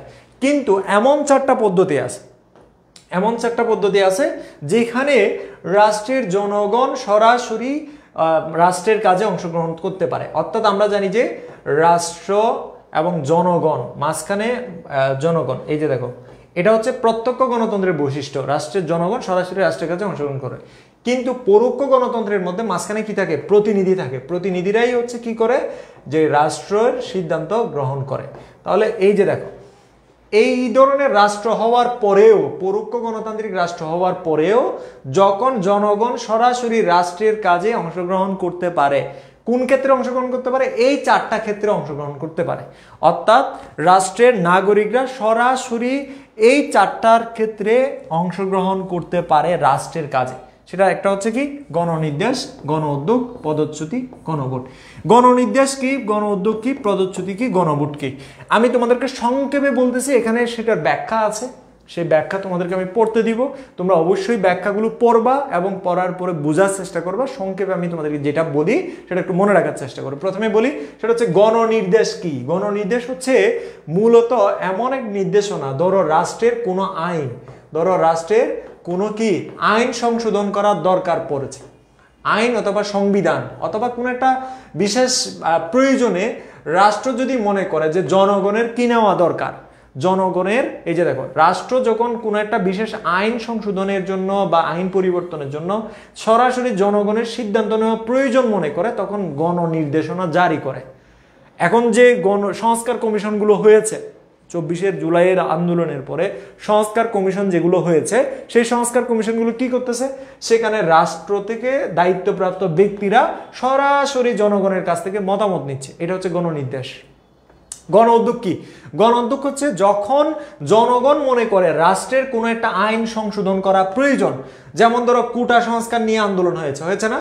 তার মানে কি, কোটা এটা একটা সরকারি আইন ছিল, মানে রাষ্ট্রের আইন ছিল, রাষ্ট্রের আইনটা সংশোধন প্রয়োজন মনে করেছে সাধারণ জনগণরা, এই জন্য জনগণ সরাসরি আন্দোলন করে কোটা সংস্কারের জন্য এক ধরনের উদ্যোগ গ্রহণ করেছে, এই জন্য এটাকে বলা হয় গণ উদ্যোগ। তার মানে রাষ্ট্রের জনগণ যখন সরাসরি রাষ্ট্রের কোনো আইন সংশোধনের জন্য উদ্যোগ গ্রহণ করে তখন সেটাকে গণ উদ্যোগ বলে। এরপরে আসে হচ্ছে পদচ্যুতি। পদচ্যুতি হচ্ছে কি? পদচ্যুতি হচ্ছে এমন একটা ব্যাপার যেখানে রাষ্ট্রের জনগণ সরাসরি রাষ্ট্রের কোনো গুরুত্বপূর্ণ পদের ব্যক্তিকে সরিয়ে দেওয়ার জন্য কোনো একটা উদ্যোগ গ্রহণ করে। পদচ্যুতি এটা আমাদের 24 আন্দোলনে হয়েছে, সেটা হচ্ছে হাসু আপাকে বাংলাদেশ থেকে বিতাড়িত করার জন্য জনগণ ঐক্যবদ্ধভাবে কি করেছে, আন্দোলন করেছে এবং হাসু আপা পদচ্যুত হয়েছে, সাথে তার সাঙ্গপাঙ্গ মন্ত্রী তারপরে হচ্ছে এমপিরাও পদচ্যুত হয়েছে। তার মানে এটা হচ্ছে জনগণ সরাসরি রাষ্ট্রের সিদ্ধান্ত নিয়েছে যে তোমরা আর ক্ষমতায় থাকতে পারবে না। এটা গণতান্ত্রিক পদ্ধতি, গণতান্ত্রিক রাষ্ট্রে যে তোমার পরোক্ষ গণতান্ত্রিক রাষ্ট্রে প্রত্যক্ষ পদ্ধতি, বুঝতে পারছো? আর এটা হচ্ছে গণভোট, এবং রিসেন্টলি যেটা নিয়ে কথা হচ্ছে ডক্টর ইউনূসকে আরো 5 বছর রাখার জন্য গণভোট করা যায় কিনা। গণভোটটা কি? অর্থাৎ রাষ্ট্রের কোনো ব্যক্তিকে বা কোনো একটা বিষয়ে বা কোনো একটা সিদ্ধান্ত গ্রহণের ক্ষেত্রে যখন মনে হয় যে জনগণের মতামত নেওয়া দরকার, তখন রাষ্ট্র হ্যাঁ অথবা না একটা ভোট করতে পারে, এবং জনগণ বেশিরভাগই যদি হ্যাঁ ভোট দেয় তার মানে তারা সেই বিষয়টা মেনে নিয়েছে, আর যদি বেশিরভাগ না ভোট দেয় তাহলে তারা সেই বিষয়টা মেনে নেয়নি, পরবর্তী আরেকটা সিদ্ধান্তে যেতে হবে। তাহলে গণভোটের বিষয়টাও সরাসরি জনগণ রাষ্ট্রের ক্ষেত্রে অংশগ্রহণ করে। তাহলে কয়টা পদ্ধতির কথা বললাম? যে পরোক্ষ গণতন্ত্রের মধ্যে 4টা পদ্ধতি আছে, যে 4টা পদ্ধতি অত্যন্ত গুরুত্বপূর্ণ। ওকে, গণনির্দেশ আবার বুঝান স্যার। গণনির্দেশ হচ্ছে যখন রাষ্ট্রের কোনো একটা আইন সংশোধন প্রয়োজন পড়ে তখন সরাসরি রাষ্ট্র যখন নির্দেশনা জারি করে জনগণের কাছ থেকে মতামত চায় তখন সেটাকে বলে গণনির্দেশ। তাহলে নির্দেশনা কে দেয়? নির্দেশনা দেয় রাষ্ট্র। কিসের জন্য? কোনো একটা বিশেষ আইন সংশোধনের প্রয়োজনের জন্য। আর উদ্যোগ গ্রহণ করে কে? জনগণ। জনগণ এই যে নির্দেশনা রাষ্ট্র দিয়েছে, আর উদ্যোগ গ্রহণ করবে জনগণরা। জনগণরা কোনো একটা কিছু পরিবর্তন চায়, তাহলে জনগণ আন্দোলন করবে, সংগ্রাম করবে, সরকারকে প্রস্তাব দিবে, এটা হচ্ছে গণ উদ্যোগ। আর পদচ্যুতি হচ্ছে যে পদ থেকে সরিয়ে দেওয়া। গণভোট হচ্ছে হ্যাঁ অথবা না ভোটের আয়োজন করা। এটার ব্যাখ্যা হচ্ছে এখানে। তোমরা এবার এটা রিডিং পড়ো। আমি তোমাদের কমেন্টস নানান ধরনের খুব চমৎকার চমৎকার কমেন্টস। হ্যাঁ, সেকেন্ড পেপার ক্লাস লাগবে, এক দফা এক দাবি, আসো আবার ফিরে আসুক। আচ্ছা ফিরে আনো, মোহাম্মদ আমিনুল ফিরাই আনো, পারলে আন্দোলন শুরু করে দাও। হাসু বাবাকে ফিরে আনে, এরা তো আচ্ছা স্যার একটা কথা বলতে চাই, না বলিও না। এরপরে হচ্ছে শিমু বিশ্বাস, আমারও সেম, সেকেন্ড পেপার লাগবে। কি লাগবে? সেকেন্ড পেপার কি লাগবে? এগুলো পারো? এগুলো কি পারো তোমরা? এটা একটু রিডিং পড়ো তো। সাংবিধানিক আইন বা সাধারণ আইন সংক্রান্ত কোনো পরিবর্তন বা সংশোধনের জন্য, এটার পরে কিন্তু প্রশ্ন আছে, তোমরা চলে যাইও না, একটু ক্লাসটা শেষ করো। স্যার পাগল ছাগলি গোহলোর ক্লাস দিয়ে গেল্লা দিয়ে হাস। নুসরাত জাহান নৌরিন, এই কেউ কাউকে এই ধরনের কমেন্টস করবে না, ওকে? আমি কিন্তু এটা স্টেপ নিলে পরে ঝামেলায় পড়ে যাবা, ক্লাসই করতে পারবে না পড়ালেখাতে। আমরা কিন্তু এগুলো বরদাস্ত করি না, উল্টাপাল্টা কমেন্টসগুলো। আমরা এই ধরনের কমেন্টস আশাও করি না তোমাদের কাছ থেকে, কারণ আমরা মনে করি প্রত্যেকটা শিক্ষার্থী প্রত্যেকের জায়গায় মূল্যবোধ সম্পন্ন, ঠিক আছে? মদন, এই মদন উপজেলাটা তাবাসসুম শিমু, তুমি কোথাকার? তুমি কোথাকার বলো? মদন উপজেলা এটা কই? আচ্ছা, কি ক্লাস হচ্ছে ভাইয়া? এটা সিভিক্স ক্লাস। এটা পড়তেছো? এটা পড়তেছো? এই যে দেখো, এটা একটু মনে রাখবা, USSR, union of Soviet socialist Republic. আমি বলি আমাদের জন্য মানে 25-এর জন্য সব বিষয়ের উপর যদি এমসিকিউ ক্লাস নেন অনেক উপকার হবে। আচ্ছা ঠিক আছে, গোপালগঞ্জের গর্ব, হ্যাঁ বাংলাদেশেরও গর্ব, ভারতেরও গর্ব। ফার্স্ট পেপার বইয়ে আগে শেষ করবেন, দেন সেকেন্ড পেপার পড়াবেন স্যার ইনশাল্লাহ। কি ক্লাস? সিভিক্স ক্লাস হচ্ছে। আমি মদন উপজেলা বলতে কোনটা? মদন উপজেলা কোনটা? কোথাকার এটা? আমি চিনি না। ভাইয়া বলেন প্লিজ, সংসদে ৬৫-র মধ্যে 50টি মহিলা সংরক্ষিত। হ্যাঁ, বাকি 300টি কি শুধু পুরুষের? না, শুধু পুরুষের না, বাকি 300টি হচ্ছে কম্পিটিটিভ, মানে সেখানে পুরুষ মহিলা উভয়ই কম্পিট করতে পারবে, মানে প্রতিযোগিতা করতে পারবে যারা জয়ী হয়। ওকে, এখানে এই জিনিসটা পড়ছো? তাহলে গণনির্দেশ, গণ উদ্যোগ, এই যে গণ উদ্যোগ এবং এই গণনির্দেশের ক্ষেত্রে যেটা বিশেষত সোভিয়েত ইউনিয়নের সময় প্রচলিত ছিল, মানে সোভিয়েত ইউনিয়নের মধ্যে এটা চর্চা হয়েছে গণ উদ্যোগ। এরপরে হচ্ছে আরেকটা হচ্ছে কি পদচ্যুতি, এবং এটা থেকে পরীক্ষায় প্রশ্ন আসে। এটা দুটা ভালো করে পড়ো, দ্রুত দ্রুত এই দুটা ভালো করে পড়ো প্লিজ, একটু পড়ো, তোমরা রিডিং পড়ো। মোহাম্মদ তারেক, পিডিএফের জায়গায় থেকে যায়, পড়ো না, এটা আমি জানি। পিডিএফ দিব, আমারে মনে রাখলেন, আচ্ছা কষ্ট। মেজবা মাসরুর মনে আছে, ভুলে যাব না। মিনি কক্সবাজারের নাম শুনেননি? আচ্ছা, মিনি কক্সবাজারের নাম শুনি নাই। তুমি নিজেই বলে নিজে হাসতেছ। পাগলের নাকি 3 হাসি, বুঝছো? বুঝে হাসে, না বুঝে হাসে, এমনিতে হাসে। তুমি কোন হাসিটা হাসছো বলো তো শিমু? এটা কি শিমু ছিল নাকি অন্য কেউ? আচ্ছা হ্যাঁ, শিমু ছিল। আচ্ছা, এখানে এটা একটু পড়ো, ভালো করে পড়ো এটা।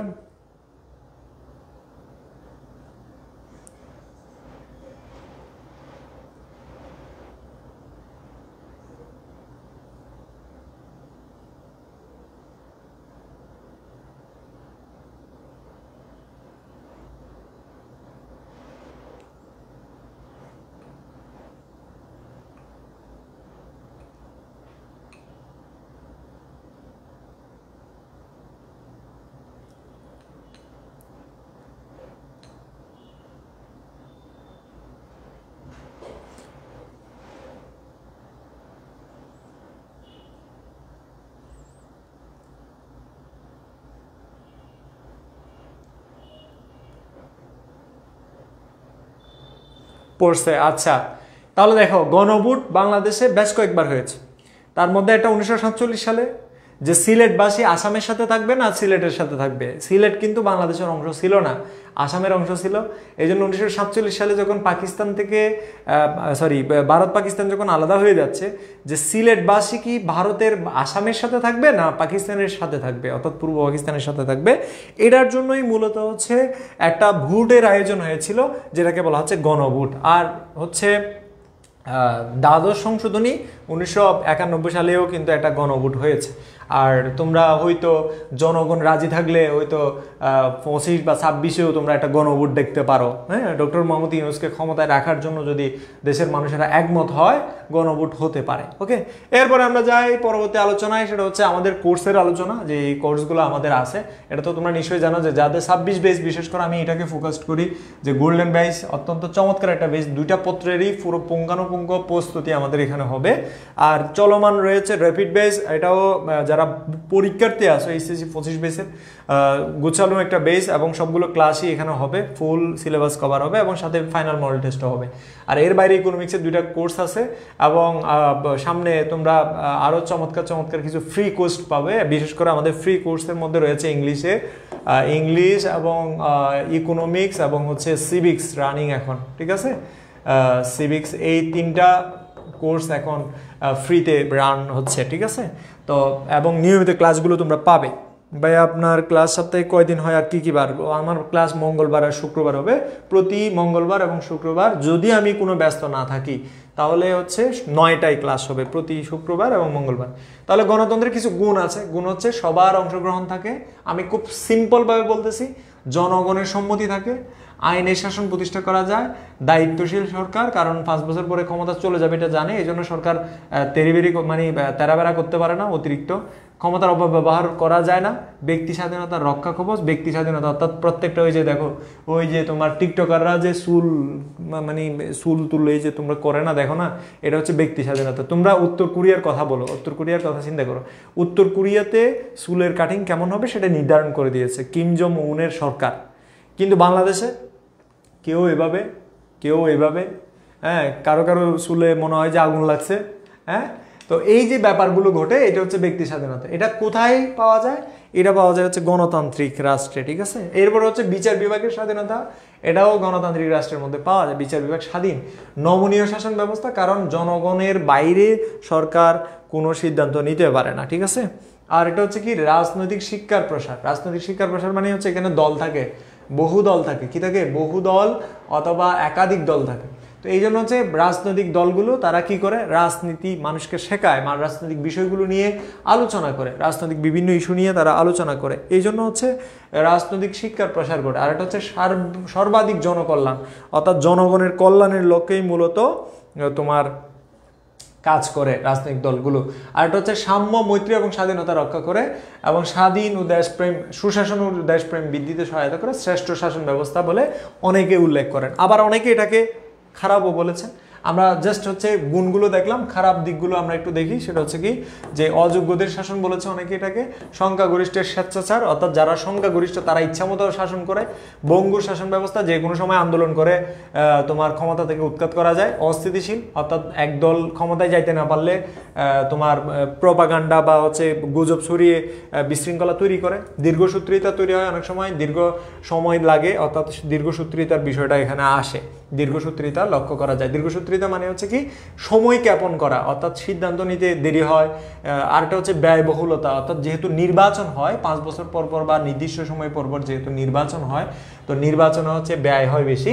জ্ঞান বিজ্ঞানের জন্য সহায়ক নয়, কারণ জ্ঞান বিজ্ঞান চর্চা এখানে তেমন একটা হয়ে ওঠে না, কারণ ক্ষমতার পালাবদলে রাজনৈতিক নেতারা শুধু ক্ষমতাই চায়, মানুষের কল্যাণ হোক সেটা তারা তেমন একটা চায় না। ক্ষমতাই মূলত মূল জিনিস। আমলাতান্ত্রিক জটিলতা থেকে আমলারা অনেক সময় কাজ করতে চায় না, যেমন আওয়ামী যারা আমলা আছে তারা ইউনিট সরকারের আমলে ভালোভাবে কাজ করতেছে না। আবার বিএনপি যারা আমলা ছিল তারা আওয়ামী লীগের আমলে ঠিকভাবে কাজ করে নাই। আবার হচ্ছে তোমার অন্যান্য দলের যারা আমলা আছে, দলীয় যারা আমলা, অর্থাৎ হচ্ছে যারা সরকারের কাজ না করে দলীয় কাজগুলো করে, এরা অনেক সময় জটিলতা তৈরি করে গণতান্ত্রিক দেশে। আরেকটা হচ্ছে দীর্ঘমেয়াদী পরিকল্পনা গ্রহণ অসুবিধা, কারণ 5 বছর পর পর বা নির্দিষ্ট সময় পর পর নির্বাচন হইলে সরকার পাল্টে যায়, তো পূর্ববর্তী সরকারের সিদ্ধান্তগুলো আর বাস্তবায়ন করা যায় না। সংখ্যালঘুদের স্বার্থের প্রতি অবহেলা করা হয়, যারা সংখ্যায় কম তাদেরকে তেমন একটা গুরুত্ব দেওয়া হয় না, সংখ্যাগরিষ্ঠের মতামতকে সবসময় কি করা হয়, প্রায়োরিটি দেওয়া হয়। আর এটা হচ্ছে কি যে তোমার দুর্নীতি ও স্বজনপ্রীতি দক্ষ করা যায়। অনেক সময় গণতান্ত্রিক দেশের সবচেয়ে বেশি খারাপ দিক যেটা, সেটা হচ্ছে কি দুর্নীতি ও স্বজনপ্রীতি। গণতান্ত্রিক দেশে নিজ দলের, নিজ আত্মীয়দের এবং নিজ সরকারের মানুষদেরকেই বেশি কি দেওয়া হয়, মানে নিজ দলীয় মানুষদেরকে বেশি তোমার সুযোগ সুবিধা প্রদান করা হয়, বাকিদেরকে তেমন একটা গুরুত্ব দেয় না।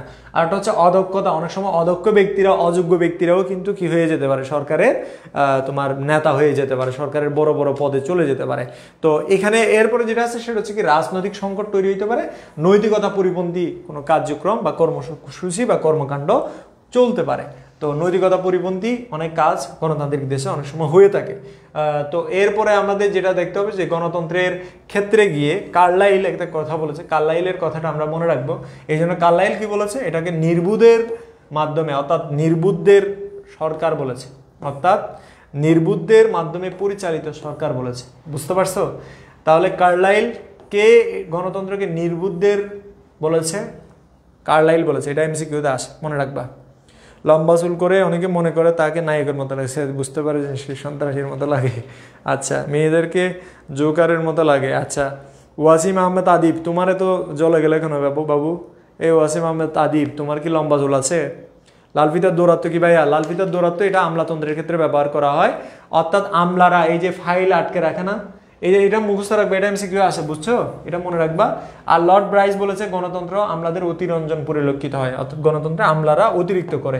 এই যে লাল ফিতার দৌরাত্ম মানে হচ্ছে ওই যে ফিতাগুলো কি দিয়ে বাঁধা থাকে, এই যে ধরো এটা একটা ফাইল, হ্যাঁ এটা একটা কি ফাইল, এই ফাইলগুলো বাঁধা থাকে কি দিয়ে, এরকম একটা লাল ফিতা দিয়ে, তাই না? এই যে একটা লাল ফিতা দিয়ে এটা বাঁধা থাকে। তো এই যে লাল ফিতা দিয়ে বাঁধা থাকা এই ফাইলটা সহজে তারা খুলতেছে না, কারা? আমলারা বলে যে টাকা দাও, অথবা হচ্ছে কি তোমার নয়তো ফাইল আটকে যাবে, অথবা হচ্ছে বলবে যে নাস্তা পানির টাকা দেন, অথবা হচ্ছে এই নিয়ে হাও তারা ঘুষ চাইবে, এই জন্য এটাকে লালফিতার দৌরাত্ম বলে। যাই হোক, কার্লাইল এটাকে নির্বোধের শাসন বলেছেন, বুঝতে পারছো? তো আর এরিস্টটল যেটা বলেছেন, এরিস্টটল বলছে যে নিকৃষ্টতম, মনে রাখবা। কে নিকৃষ্টতম বলেছে? নিকৃষ্টতম বলেছে এরিস্টটল। আর নির্বোধের শাসন বলেছে কে? যে তোমার কার্লাইল, এটা মনে রাখবা। গণতন্ত্র সবল করার জন্য মানুষের ভিতরে গণতান্ত্রিক চেতনা লাগবে, গণতান্ত্রিক ঐতিহ্য লাগবে। আমাদের দেশে যেটার অভাব সেটা হচ্ছে গণতান্ত্রিক ঐতিহ্যের অভাব। গণতান্ত্রিক ঐতিহ্য মানে কি? গণতান্ত্রিক একটু থাকো, আমি শেষ করে দিচ্ছি, কয়েকটা প্রশ্ন আসে শেষে। ঐতিহ্য মানে কি? ঐতিহ্য মানে হচ্ছে দীর্ঘদিন ধরে চলে আসা ব্যাপক শিক্ষা, মানুষের মধ্যে শিক্ষার প্রসার ঘটাতে হবে। যতদিন পর্যন্ত অর্থনৈতিকভাবে সব মানুষ সমান না হচ্ছে ততদিন গণতন্ত্র সফল হবে না। দক্ষ ও সৎ নেতৃত্ব যতদিন তৈরি না হচ্ছে, অর্থাৎ দক্ষও হতে হবে, সৎ মানুষও গণতন্ত্রের ক্ষেত্রে নেতৃত্বে আসতে হবে। সুষ্ঠু জনমত অর্থাৎ জনগণের মতামত সুস্থ ধারার হতে হবে। আরটা হচ্ছে কি, যে তোমার সুসংগঠিত রাজনৈতিক দল, অর্থাৎ রাজনৈতিক দল ভালো হতে হবে, অর্থাৎ দুই বা ততোধিক রাজনৈতিক দল সুসংগঠিত হবে। এমন হইলে হবে না যে একটা দল অনেক বড় আর একটা দল অত্যন্ত ছোট, তাহলে বারবারই এই দলই ক্ষমতায় আসবে, এই দল বারবার নিপীড়নের শিকার হবে। এই জন্য সুসংগঠিত রাজনৈতিক দল লাগবে, ক্ষমতার বিকেন্দ্রীকরণ লাগবে। শুধু সব ক্ষমতা আমাদের দেশে দেখো, সব ক্ষমতা কিন্তু ঢাকা কেন্দ্রিক, এই যে ঢাকা কেন্দ্রিক, তো ক্ষমতার বিকেন্দ্রীকরণ হইতে হবে। বিভাগগুলো আলাদা আলাদা কেন্দ্রের ভাগ করে ক্ষমতাগুলো বিকেন্দ্রীকরণ করে দিতে হবে। সংবিধান লিখিত থাকতে হবে এবং নির্ধারিত থাকতে হবে। মুক্ত ও স্বাধীন প্রচার মাধ্যম থাকতে হবে, আইনের অনুশাসন থাকতে হবে, সহনশীলতা থাকতে হবে, পরামর্শহীনতা এবং দক্ষ প্রশাসন থাকতে হবে।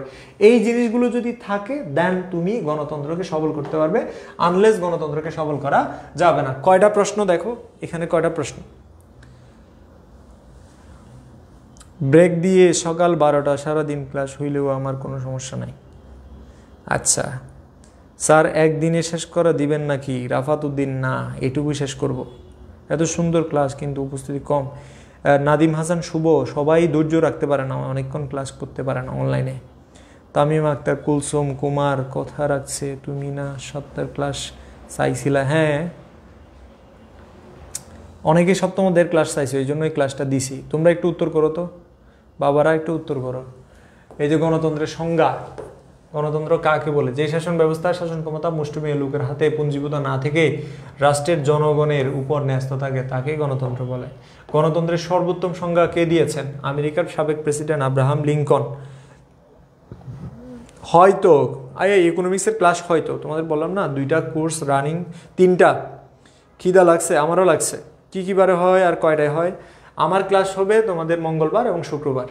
গ্রিক শব্দ ডেমোস, এটার অর্থ বলো তো তোমরা, চলে আসছে, এটার অর্থ বলো। গ্রিক শব্দ ডেমোসের অর্থ কি? স্যার সিকোয়েন্সের জন্য কোনগুলো পড়ব? সিকিউর জন্য। আচ্ছা একটু যদি বলে দিতেন, এটা অধ্যায় শেষ হলে বলবো। মাহিনুর রহমান, প্রতিদিন ক্লাস করলে দেন তুমি পাবে। এই অধ্যায় অনেক বড়, একদিনে শেষ করা যাবে না, এটা তুমি না দেখেই বলছো। আমি শেষ করে দিচ্ছি এখনই, এই জিনিসগুলো একটু উত্তর করো। জনগণের শাসন ক্ষমতাকে গণতন্ত্র বলা। আচ্ছা এটা তুমি শাব্দিক করতে লিখতে হবে, শাব্দিক করতে এটা। এরপরে হচ্ছে কি, যে গণভোট কি? গণভোট হচ্ছে রাষ্ট্রীয় কোনো গুরুত্বপূর্ণ বিষয়ে মতানৈক্যের সৃষ্টি হলে, অর্থাৎ মতানৈক্যের সৃষ্টি হলে জনগণের মতামত যাচাইয়ের জন্য যেই ভোট গ্রহণ করা হয় তাই গণভোট। অর্থাৎ জনগণের মতানৈক্য মানে রাষ্ট্রের মধ্যে কোনো একটা গুরুত্বপূর্ণ বিষয়ে মতানৈক্য সৃষ্টি হলে, মানে মতের মধ্যে যদি গড়মিল সৃষ্টি হয়, তাহলে যেই জনগণের থেকে যে ভোট গ্রহণ করা হয় সেটাকে গণভোট বলা হয়। ঠিক আছে? আচ্ছা এরপরে আসি, গণতন্ত্র প্রধানত কয় প্রকার? উত্তর করো, দ্রুত দ্রুত দ্রুত উত্তর করো, এগুলো উত্তর করো। এতক্ষণ ধরে যেগুলো পড়াইছি, গণতন্ত্র প্রধানত কয় প্রকার? ভাই অর্থনৈতিক ক্লাস কি বারে হয় আর কয়টায় হয়? ইব্রাহিম হৃদয়, ক্লাসের আপডেট পেজে আছে, এটা কমেন্ট সেকশনে আমি বলতে পারতেছি না, কারণ অর্থনৈতিক ক্লাসগুলো আমি নেই না। আর হচ্ছে আমার এত বেশি সময়ও নাই যে ব্যক্তিগতভাবে ব্যক্তিগত জীবনে যে কি বারে অর্থনৈতিক ক্লাস হচ্ছে সেটা আমি জানি না, সহজ কথাই। কারণ আমি পেজে ক্লাস হচ্ছে দেখি, কিন্তু কী বারও হয় এটা আমি মনে রাখি না। ওকে, আমার প্রয়োজন নাই আর কি, যেটা প্রয়োজন সেটা আমি রাখি না আর কি। গণতন্ত্র প্রধানত কয় প্রকার? অনেকেই উত্তর করেছো, চমৎকার। ক্লাস করতে করতেই খেয়ে নিয়েছি। আচ্ছা তুমি তো ওই সব্যসাচী মানে কি জানো? কে বলতে পারবা দেখি?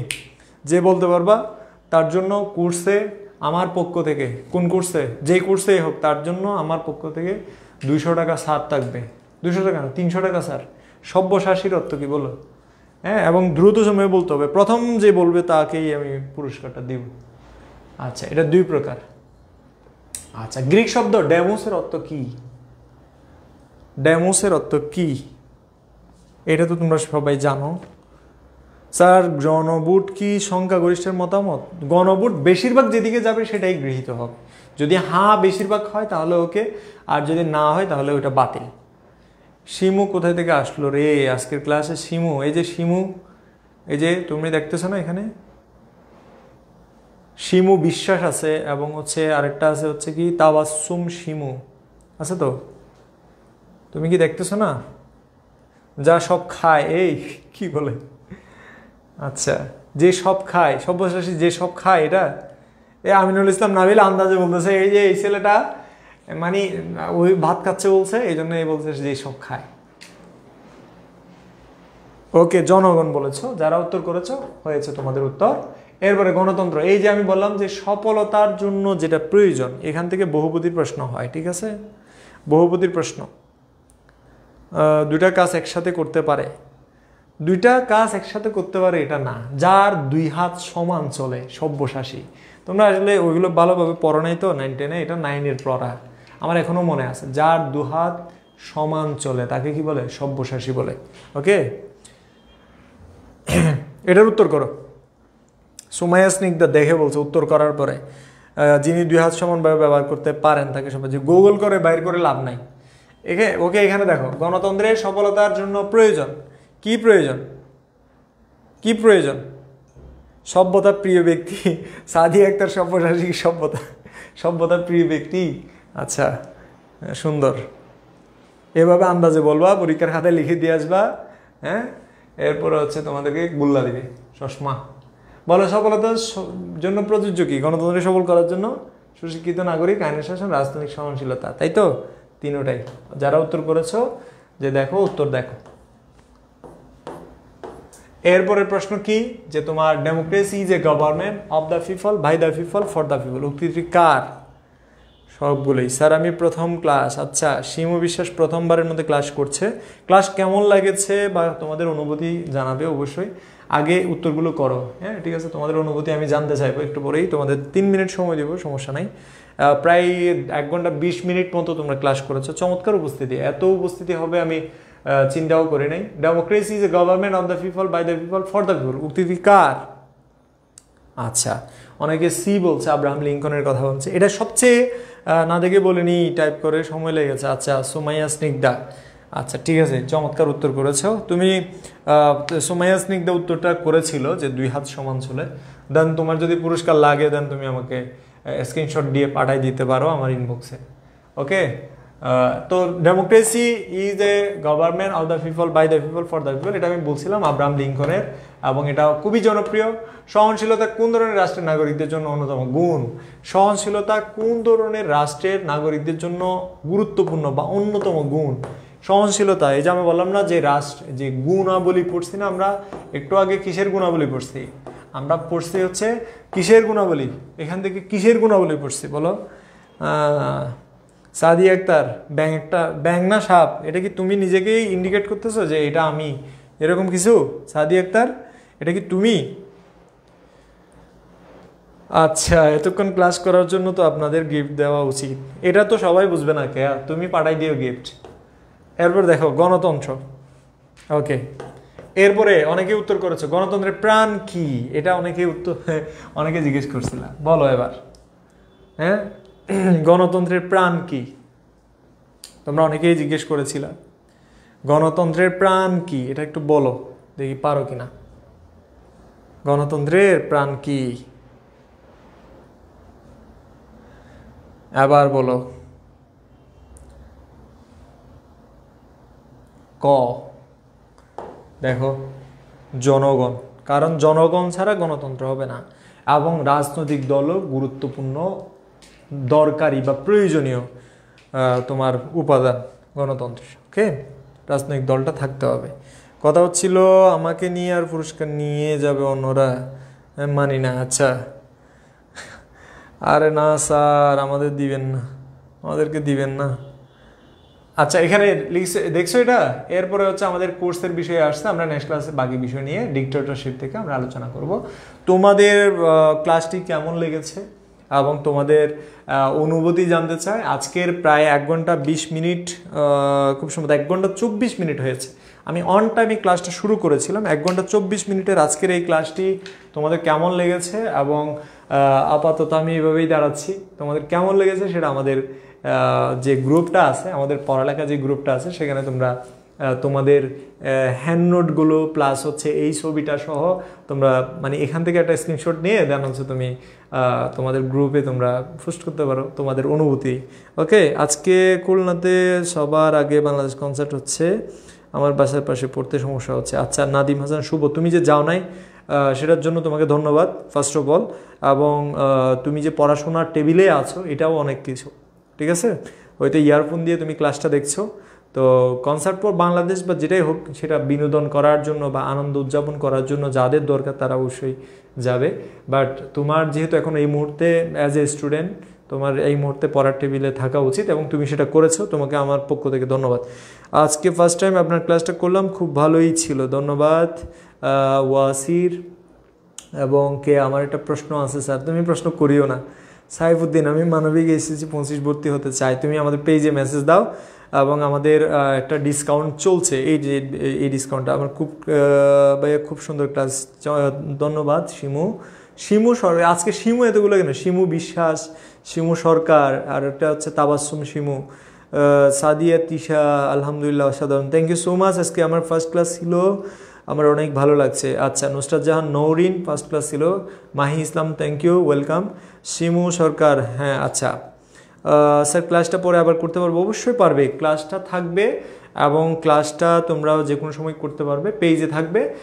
আমি রিকোয়েস্ট করবো আমাদের যারা দায়িত্বে আছেন ওনাদেরকে বলবো যাতে তোমাদের জন্য ইউটিউবে আপলোড করার ব্যবস্থা করে। আপনি আমাদেরকে পড়াইছিলেন রাষ্ট্রের অপরাজ্যের উপাদান সরকার, কিন্তু এখন বললেন সার্বভৌমত্ব। এই অপরিহার্য রাষ্ট্রের সবচেয়ে গুরুত্বপূর্ণ মানে অপরিহার্য উপাদান, আমি কখন তোমাদেরকে এটা পড়াইছি? যদি পড়িয়েও থাকি তাহলে সেটা আমি ওই দৃষ্টিকোণ থেকে বলি নাই যে দৃষ্টিকোণ থেকে এখন উত্তরটা, ঠিক আছে? ওকে, তাহলে আমি তোমাদের বললাম এই যে আমি কি একটা আজেরা প্রশ্ন করছি কেমনই, তুমি অফলাইনে যে প্রশ্ন করতে পারো ওরা অফলাইনে প্রশ্ন করতে পারে না। হ্যাঁ, তুমি যেহেতু অফলাইনে স্টুডেন্ট, তো দ্যাটস ওয়াই আমি অনলাইনে যারা আছে এদেরকে একটু বেশি প্রায়োরিটি দিচ্ছি আর কি। তুমি বলতে পারো যে আমাকে বেশি প্রায়োরিটি দেওয়া দরকার। হ্যাঁ, তো এখানে আমি যেটা পড়াইছি এখন, যেটা last one is always accurate, এটা মনে রাখতে হবে, লাস্ট ওয়ান সেটাই ধরি। অনেক সুন্দর class, thank you so much. Okay, পরবর্তী ক্লাসে দেখো ইনশাল্লাহ। এতক্ষণ পর্যন্ত আমার সাথে থাকার জন্য তোমাদের সবাইকে অনেক ধন্যবাদ। আর পরবর্তী সময়ে তোমাদের সাথে বারবার দেখা হোক এবং তোমাদের সবার জন্য অনেক বেশি দোয়া থাকবে এবং আমার জন্য দোয়া রাখবা যাতে আমি সুস্থ থাকতে পারি, তোমাদের জন্য নিয়মিত ক্লাসের আয়োজন করতে পারি এবং আমাদের পড়ালেখা প্ল্যাটফর্মের জন্য তোমাদের কাছ থেকে দোয়া চাচ্ছি। সবাই ভালো থেকো, আল্লাহ।